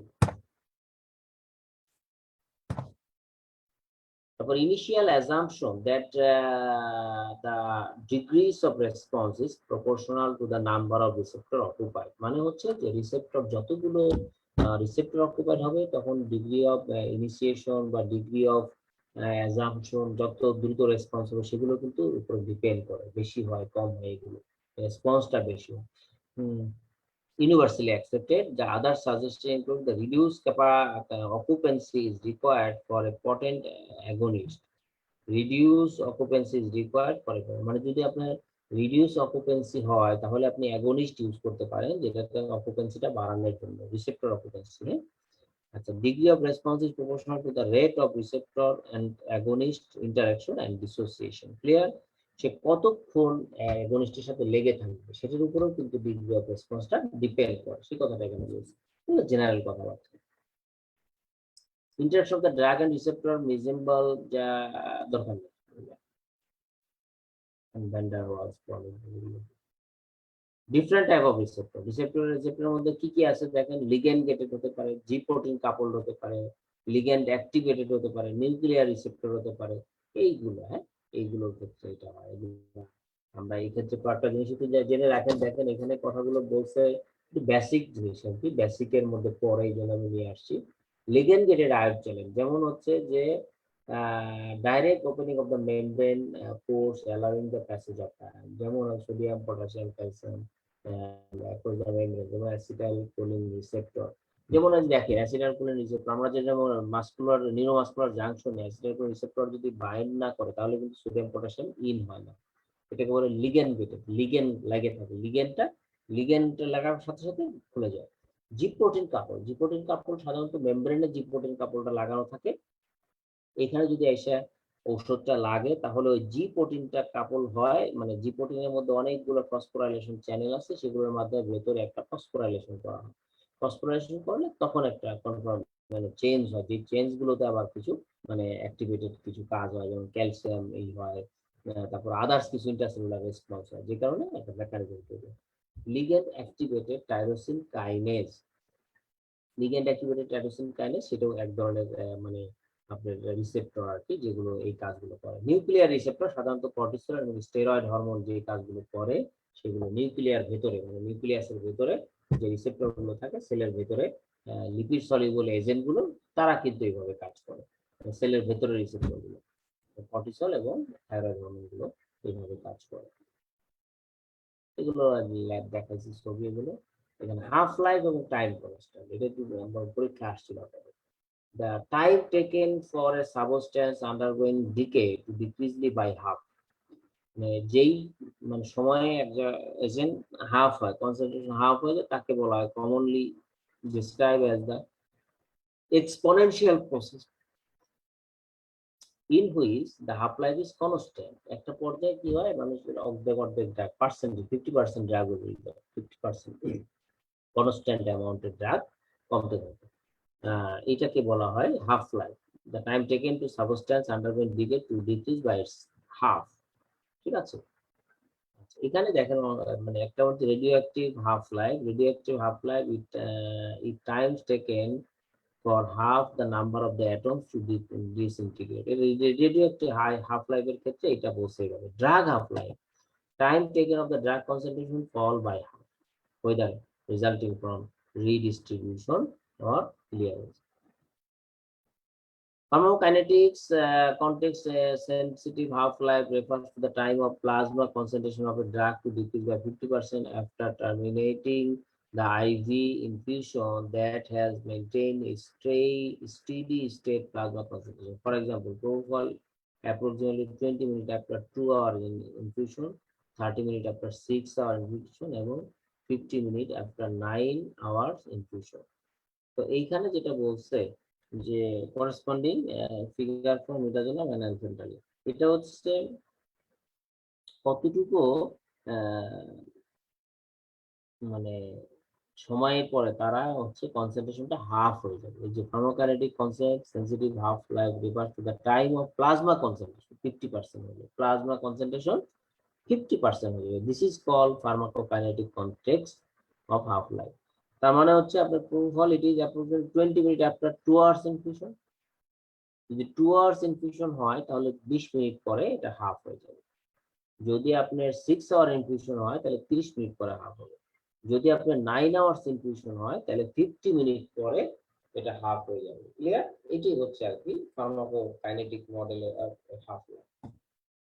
এগুলো বিভিন্ন এজেন্টের জন্য বিভিন্ন হতে পারে। টাইম কনস্ট্যান্ট, টাইম কনস্ট্যান্ট বলতে expression used as describe an exponential process, মানে ড্রাগ যে চলে যাচ্ছে বডি থেকে সেই প্রসেসটা equals the time in which the process would be completed if the rate of change were maintained at its initial value, may be described as the ratio of quantity present to the rate of change of quantity at that amount. এই জায়গাটা একটু complicated হয়ে আছে, দেখেন আমি একটু বোঝানোর চেষ্টা করতেছি। এটা হলো যেমন উদাহরণ দিচ্ছি,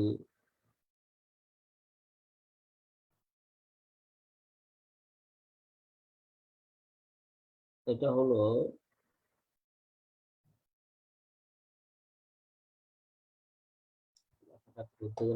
এটা তো নিজেই আমিও বুঝতে পারতেছি না। এইটা মূলত আসলে একটা টাইম কনস্ট্যান্ট, একটা সময়ের পরে সে এত পার্সেন্টেজ করে যাবে। যেমন এখানে যেটা বোঝাচ্ছে ইটা মনে হয় process 60% completed, 2 eta it is 85% completed, 3 eta is 95% completed, after 6 eta the process is 99% complete। তার মানে এটা হলো সময় দিয়ে, সহজ কথা এটা ড্রাগসের যে ডিকেডটা, ড্রাগসের যে এক্সপোনেনশিয়াল প্রসেসটা সেটা সময় দিয়ে, যেমন হচ্ছে যে একটা সমীকরণ দিয়ে দেখাচ্ছে 1 ইটা, এটা যে 65% কমপ্লিট হয়ে যায়, মানে যে কমপ্লিট প্রসেস এক্সপোনেনশিয়াল প্রসেস হয়ে গেছে, ডিকেড হয়ে গেছে, শেষ।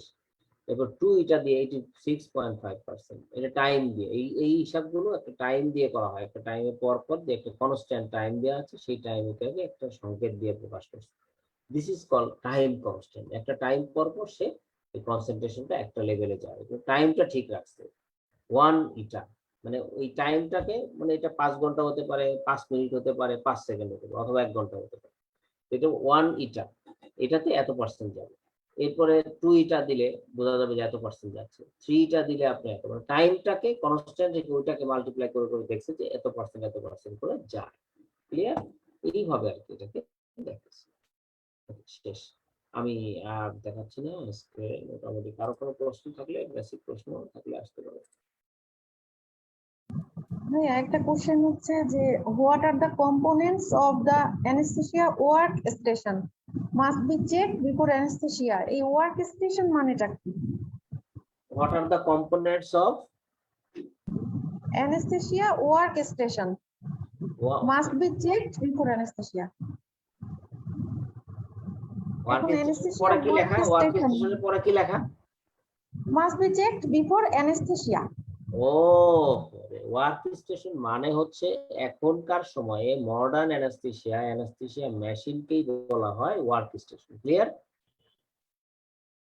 বোঝা গেছে? আচ্ছা, তাহলে মেশিন চেক আপ বোঝা গেল? জি জি মেশিন চেক। তাহলে মেশিন চেক আপের আগে আপনি কি লিখবেন বলেন তো? 1 নম্বরে কি? হ্যাঁ, ওই যে মেশিন চেকআপের ওই যে আমরা যে ফার্স্টে দেখি যে ওই যে গ্যাসের পাইপলাইন ওগুলো ঠিক মতো আছে কিনা। ওটা পরে 1 নম্বরে বলবেন self inflatable resuscitation bag and mask, এইটা আছে কিনা এটা দেখে নেবেন। ঠিক আছে? এইটা জি মেশিন ভাইয়া। চেকআপের আগে আপনাকে এটা বলতে হবে যে self inflatable resuscitation bag and mask, মানে যদি কোনো কারণে মেশিন ফেল হয় তাহলে আপনি ওইটা দিয়ে যেন মেইনটেইন করতে পারেন। ঠিক আছে? এই যে আম্বু ব্যাগ তো বলা যাবে না, self inflating resuscitation bag and mask, এটা আপনার 1 নম্বরে ঠিক আছে। আচ্ছা তারপরে ভাইয়া, আপনি তাহলে মেশিন 2 চেকে বলুন, আচ্ছা সিলিন্ডার আচ্ছা চেক, ইমার্জেন্সি সিলিন্ডার, পাইপলাইন ঠিক মতো লাগানো আছে কিনা, তারপর ভেপোরাইজার এজেন্ট ইউজ করতে হবে, ফ্লো মিটার চেক করতে হবে, সামনে পেছনে প্রেসার চেক করতে হবে, গজ ঠিক আছে কিনা, করতে হবে 1 ব্যাগ টেস্ট, 2 ব্যাগ টেস্ট, এগুলো নাম লিখলেই হবে। ঠিক আছে? 1 ব্যাগ টেস্ট, লিক টেস্ট, হ্যাঁ, এগুলো আপনি চেক করে মনিটরিং ইকুইপমেন্টস এগুলো ঠিক আছে কিনা, তারপরে এগুলোর পরে যা যা দরকার লিখবে। এই লেখাটা লিখলে self resuscitation bag and mask এটা না লিখলে সারা মাইন্ড করে। আর আচ্ছা ভাই, আরেকটা কোশ্চেন হচ্ছে যে what are the drugs used in pre medication with mentioning their disadvantage. Disadvantage বলতে কি অ্যাডভার্স ইফেক্ট, এগুলো বলতে বুঝাই যাচ্ছে। যেমন ওই যে হোয়াট আর দ্য ড্রাগস বলতে আমি বলি, হোয়াট আর দ্য ড্রাগস বলতে আমরা তো প্রি মেডিকেশনের কথা বললামই, যেমন অ্যাট্রোপিন যদি দেই তাহলে কি হার্ট রেট বাড়তে পারে। জি ঠিক আছে না? তারপরে যদি গ্লাইকোপাইরোলেট দেই তাহলে কি ড্রাইনেস অফ দ্য মাউথ হইতে পারে, পারে কিনা? জি জি তারপরে আমরা মানে অ্যাসিডিটির জন্য আমরা দেই হচ্ছে মেটোক্লোপ্রোমাইড স্টোমাকের জন্য, সেটাতে ইট সেলফ কজেস অ্যাসপিরেশন, আচ্ছা আচ্ছা পার্টিকুলার আচ্ছা অ্যান্টাসিড ভাইয়া, যদি দেই তাহলে সেক্ষেত্রে অ্যাসপিরেশন করতে পারে। এইগুলোই আর আচ্ছা কি, এগুলো এছাড়া আর কিছু না। এগুলো একটু বুদ্ধি করে লিখতে হবে। হ্যাঁ, আচ্ছা, তারপরে আর এনিথিং নো মোর? হ্যাঁ, আমাদের কোশ্চেন সলভ একটা বড় অংশ হয়ে গেছে। আমরা আসলে এরপরে আর কি করব? আমি তো একটা মনে হয় কোশ্চেন সলভ নিয়েছিলাম নাকি, না নেই নেই? না ভাইয়া, নেওয়া হয় নাই, আপনি নেন নাই। আমি নেই নাই, আমি নিলে আমি তো একটু ওই যে মূলত আসলে ওই ক্লিনিক্যাল পার্ট, থার্ড পার্টটাকে একটু হাইলাইট করবো। হ্যাঁ, জি জি জি, আর কবে বেসিক ভাইয়া পার্ট এটা? এটা দেখি আমি আগামী সপ্তাহে করি, আগামী সপ্তাহে করে দিব না একটা, দেখি চেষ্টা করে। আর হচ্ছে যে আমাদের অ্যানাটমি 1 ক্লাসটা তো বাকি আছে, ওই ক্লাসটা নিব, ওটা আমি নিয়ে নিব, দেখি রেডি করে আগামী সপ্তাহে দেই। তারপরে কোশ্চেন সলভ একটা দিব। হাতে সময় আছে কিছুদিন, আমরা দিয়ে। আর আপনারা কিন্তু আমার সময়ের উপরে আপনাদের উপরে ডিপেন্ড করে লাভ নাই, আমরা শেষ দিকে আছি, আপনাদের কিন্তু শেষ হয়েছে কিনা এটা বড় বিষয়। পরীক্ষা প্রশ্ন এগুলো চলতেছে, পরীক্ষাগুলো দিবেন যাতে আপনারা, মানে আমি খাতা দেখে আগাইতে পারলাম কিনা সেটা হচ্ছে বড় দরকার, আপনি নিজে পরীক্ষা দিচ্ছেন কিনা। খাতায় তো সাধারণত সবাই কম বেশি পারে, একেবারে পারছে না এরকম কম, পারছে মোটামুটি সবাই। তবে লেখার স্টাইলটা অনেকে মানে ভালো হচ্ছে না, এটা দেখতেছি যে একটু বদবাদা লেখা হয়ে যাচ্ছে, ভালো করে একটু লিখলে ভালো। কিছু কিছু খাতায় আমরা পাচ্ছি, খুব বেশি না, সবারই মোটামুটি এভারেজ লেখা আছে। এই লেখাটা কন্টিনিউ করতে ভাইয়া আর যা বারবার বলার চেষ্টা করছি সেগুলো একটু ইমপ্লিমেন্ট করার চেষ্টা করেন, তাহলে অনেক কিছু লিখতে পারবেন ইনশাআল্লাহ। ভাইয়া হু সার্জিক্যাল চেক লিস্ট কোনটা? WHO সার্জিক্যাল চেকলিস্ট হচ্ছে sign in, sign time out, sign in, sign out, time out. এটা একদিন বুঝাই দিব না, হ্যাঁ, এটা আমি আজকে বোঝাবো না, আরেকদিন বুঝাই দিব, মনে করেন আপনি একটু, হ্যাঁ, এটা একটু আচ্ছা ওকে। সুন্দর করে বুঝাই দিলে এটা এমডিএফ সিপিএস এর স্টুডেন্টরা অত ভালো মনে রাখতে পারে না। ওই যে একটা ছক আছে না, WHO সার্জিক্যাল চেক লিস্ট, যে মানে জি তিনটা ভাইয়া। জিনিস, একটা হচ্ছে sign in, time out, sign out. সংক্ষেপে যেটা বলা যায় সেটা হচ্ছে সাইন ইনে দেখবেন ছকের মধ্যে, ছকটা এখন নিয়ে আসলে ভালো হতো। এটা হচ্ছে যে মানে দেখি আমি সবটা নিতে পারবো না।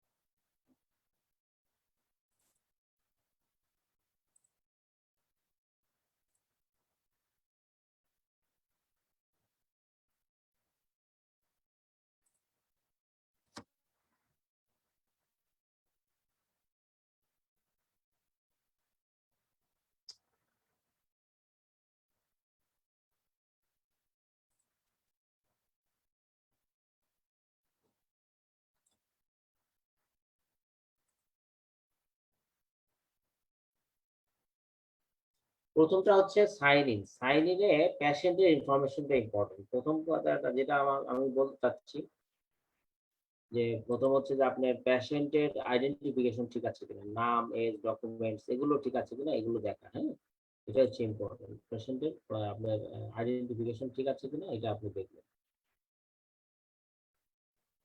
এরপরে হলো পেশেন্টের অপারেশনের সাইট, এটা ঠিক আছে কিনা, পেশেন্টের অপারেশনের সাইট এটা ঠিক আছে কিনা এটা দেখতে হবে, হ্যাঁ। এরপরে হলো আপনি যেটা দেখবেন সেটা হচ্ছে যে পেশেন্টের সার্জিক্যাল সাইটটা মার্ক করা হয়েছে কিনা। দেখেন এখানে একবার দেখলে বুঝবেন। এইবার দেখুন ক্লিয়ার দেখা যাচ্ছে এখন। ভাইয়া আসেনি তো কিছু স্ক্রিনে। এখনো আসে নাই? না ভাইয়া। আবার যাচ্ছে, এবার আসছে। জি ভাইয়া আসছে। তাহলে দেখলাম প্রথম কথা হচ্ছে সাইন ইনে পেশেন্টের information, patient identify, site protocol, এগুলো মানে কনসেন্ট প্রসিডিউর এগুলো আছে কিনা, সাইট মার্ক হয়েছে কিনা। তারপরে হচ্ছে অ্যানাস্থেসিয়া, পেশেন্ট এবং অ্যানাস্থেসিয়া এই দুটো জিনিস। এই পেশেন্টের পরে আপনি এরপরে চলে যাবেন anaesthesia, anaesthesia machine check up হয়েছে, পালস অক্সিমিটার এবং আদার্স যন্ত্রপাতি ফাংশনিং আছে চেক করলেন। তারপরে ফাংশনিংটা পালস অক্সিমিটার পেশেন্টের হাতে দিয়ে চেক করতে হবে যে চোখে কিনা। এরপরে কয়টা প্রশ্ন আপনাকে ইভালুয়েট করতে হবে। এক নাম্বার হচ্ছে পেশেন্টের কোনো অ্যালার্জি আছে কিনা, ডিফিকাল্ট এয়ারওয়ে বা অ্যাসপিরেশনের চান্স আছে কিনা, অথবা মোর দেন 500 ml ব্লাড লসের সুযোগ আছে কিনা। এই জায়গাগুলো দিয়ে আপনি সাইন ইন মানে ঢুকে যাবেন। এগুলো যদি না হয় তাহলে আপনি সাইন ইনই করবেন না, আপনি ওটির মধ্যে শুরুই করবেন না। এই জায়গা হচ্ছে এটা হলো সাইন ইন। হ্যাঁ, টাইম আউট কি? টাইম আউট হচ্ছে জাস্ট অপারেশনের আগে, টাইম আউট শেষ, শেষে অপারেশনের আগের যে কাজটা সেটা হচ্ছে টাইম আউট। টাইম আউটের ক্ষেত্রে সার্জন অ্যানেস্থেসিয়া প্রথম কথা হচ্ছে confirm all the members have introduce themselves by name and role. কোনো আননোন পার্সন থাকবে না, প্রত্যেকেই তাদের নাম রোল কি সেগুলো দিয়ে কাজ করবে। তারপরে সার্জন অ্যানেস্থেসিয়া প্রফেশনাল এবং নার্স প্রত্যেকেই কনফার্ম করবে পেশেন্ট সাইট প্রসিডিউর, প্রত্যেকে আলাদা হবে। সার্জন বলবে যে আমার রুগী হচ্ছে এই, তার এই বাম পায়ে অপারেশন হবে, এই প্রসিডিউর করবে। অ্যানেস্থেসিয়া বলবে আমার রুগী এই, তার হচ্ছে আমি, তার অপারেশন সাইট হচ্ছে এইটা, আমি স্পাইনাল দিয়ে অপারেশন করবো। সিস্টার বলবে যে আমার রোগী হচ্ছে এই, তার সাইট হচ্ছে অপারেশন, আমি তাকে এই জিনিসপত্র দিব, আমি তাকে এই কথাগুলো তারা প্রত্যেকে কনফার্ম করবে। অ্যান্টিসিপেটেড ক্রিটিক্যাল ইভেন্ট প্রত্যেকেই বর্ণনা করবে। টাইম আউট হচ্ছে তার আগে প্রত্যেকেই তাদের কাজগুলো বর্ণনা করবে। যেমন সার্জন বর্ণনা করবে, এই পাশে কে, সার্জন বর্ণনা করবে যে রিয়াজ, সার্জন বর্ণনা করবে যে তার কোনো অ্যান্টিসিপেটেড কোনো প্রবলেম আছে কিনা, বিশেষ করে blood loss.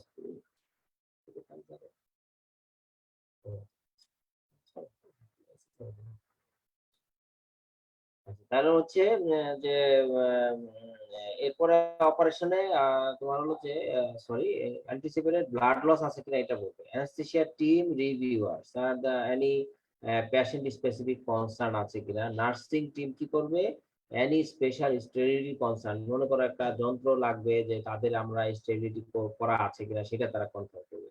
Has antibiotic prophylaxis given within last 60 minute, কি দেয়া হয়েছে কিনা। এসেনশিয়াল ইমেজিং যেগুলো দরকার, এমআরআই বা আদার্স কিছু ডিসপ্লে করা আছে কিনা সেগুলোকে দেখতে হবে। ক্লিয়ার? তাহলে এগুলো হচ্ছে টাইম আউট।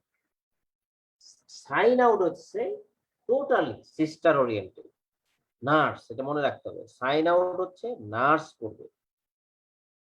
প্রথম কথা হচ্ছে name of the procedure recorded হয়েছে, ইনস্ট্রুমেন্ট, স্পঞ্জ, আদার নিডল কাউন্ট এগুলো সব ঠিক আছে, স্পেসিমেনটা লেভেল হয়েছে, এনি ইকুইপমেন্ট প্রবলেম যদি থাকে সেগুলো জানাতে হবে যে আমি এই ইনস্ট্রুমেন্টটা পাইনি। Surgeon anaesthesia nurse review the key concern of recovery and management, মানে ফার্দার কি কি করার আছে তা যদি কারো কিছু কনসার্ন থাকে সার্জন অ্যানেস্থেসিয়া এবং আদার্স প্রফেশনাল তারা তাদের রোলগুলো বলবে যে এই জিনিসটা করার আছে। This is the fact.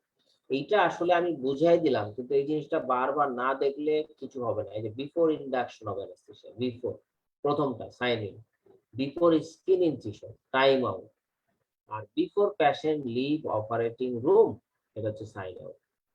এই জিনিসটা সবাই মনে রাখবেন, এটা আমি ইন্টারনেটে সার্চ দিলে পেয়ে যাবো। এটা আমার মনে হয় এটা আশা করি এটা ভালো করে পড়বে, সবসময় কিন্তু আসে, অনেকেই মনে করে সহজ কিন্তু পারে না কেউ কিছু। ক্লিয়ার? লিখতে হবে এইভাবে ভাইয়া, এইভাবে চার্ট করে লিখতে হবে? চার্ট করে লেখেন, অথবা আপনি এক একটা চার্ট আপনি শুরুতে লেখেন, অসুবিধা কি? চার্ট করে তো আপনি পারবেন না, এত বড় জিনিসটা তো পারেন। টাইম সাইন ইনে আপনি এই প্রশ্নগুলো এই সিকোয়েন্স গুলো লিখে যান পর পর। টাইম আউট আপনি প্রথমে লেখেন, sign in, time out, sign out, তিনটা। সাইন ইনটা দিয়ে কি বোঝাচ্ছে, বিফোর ইন্ডাকশন। টাইম আউট দিয়ে বোঝাচ্ছে before screen incision.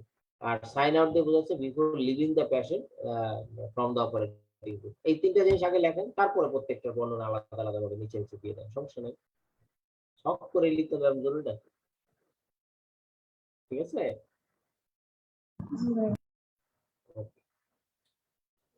Any concern, আরো কোনো প্রশ্ন?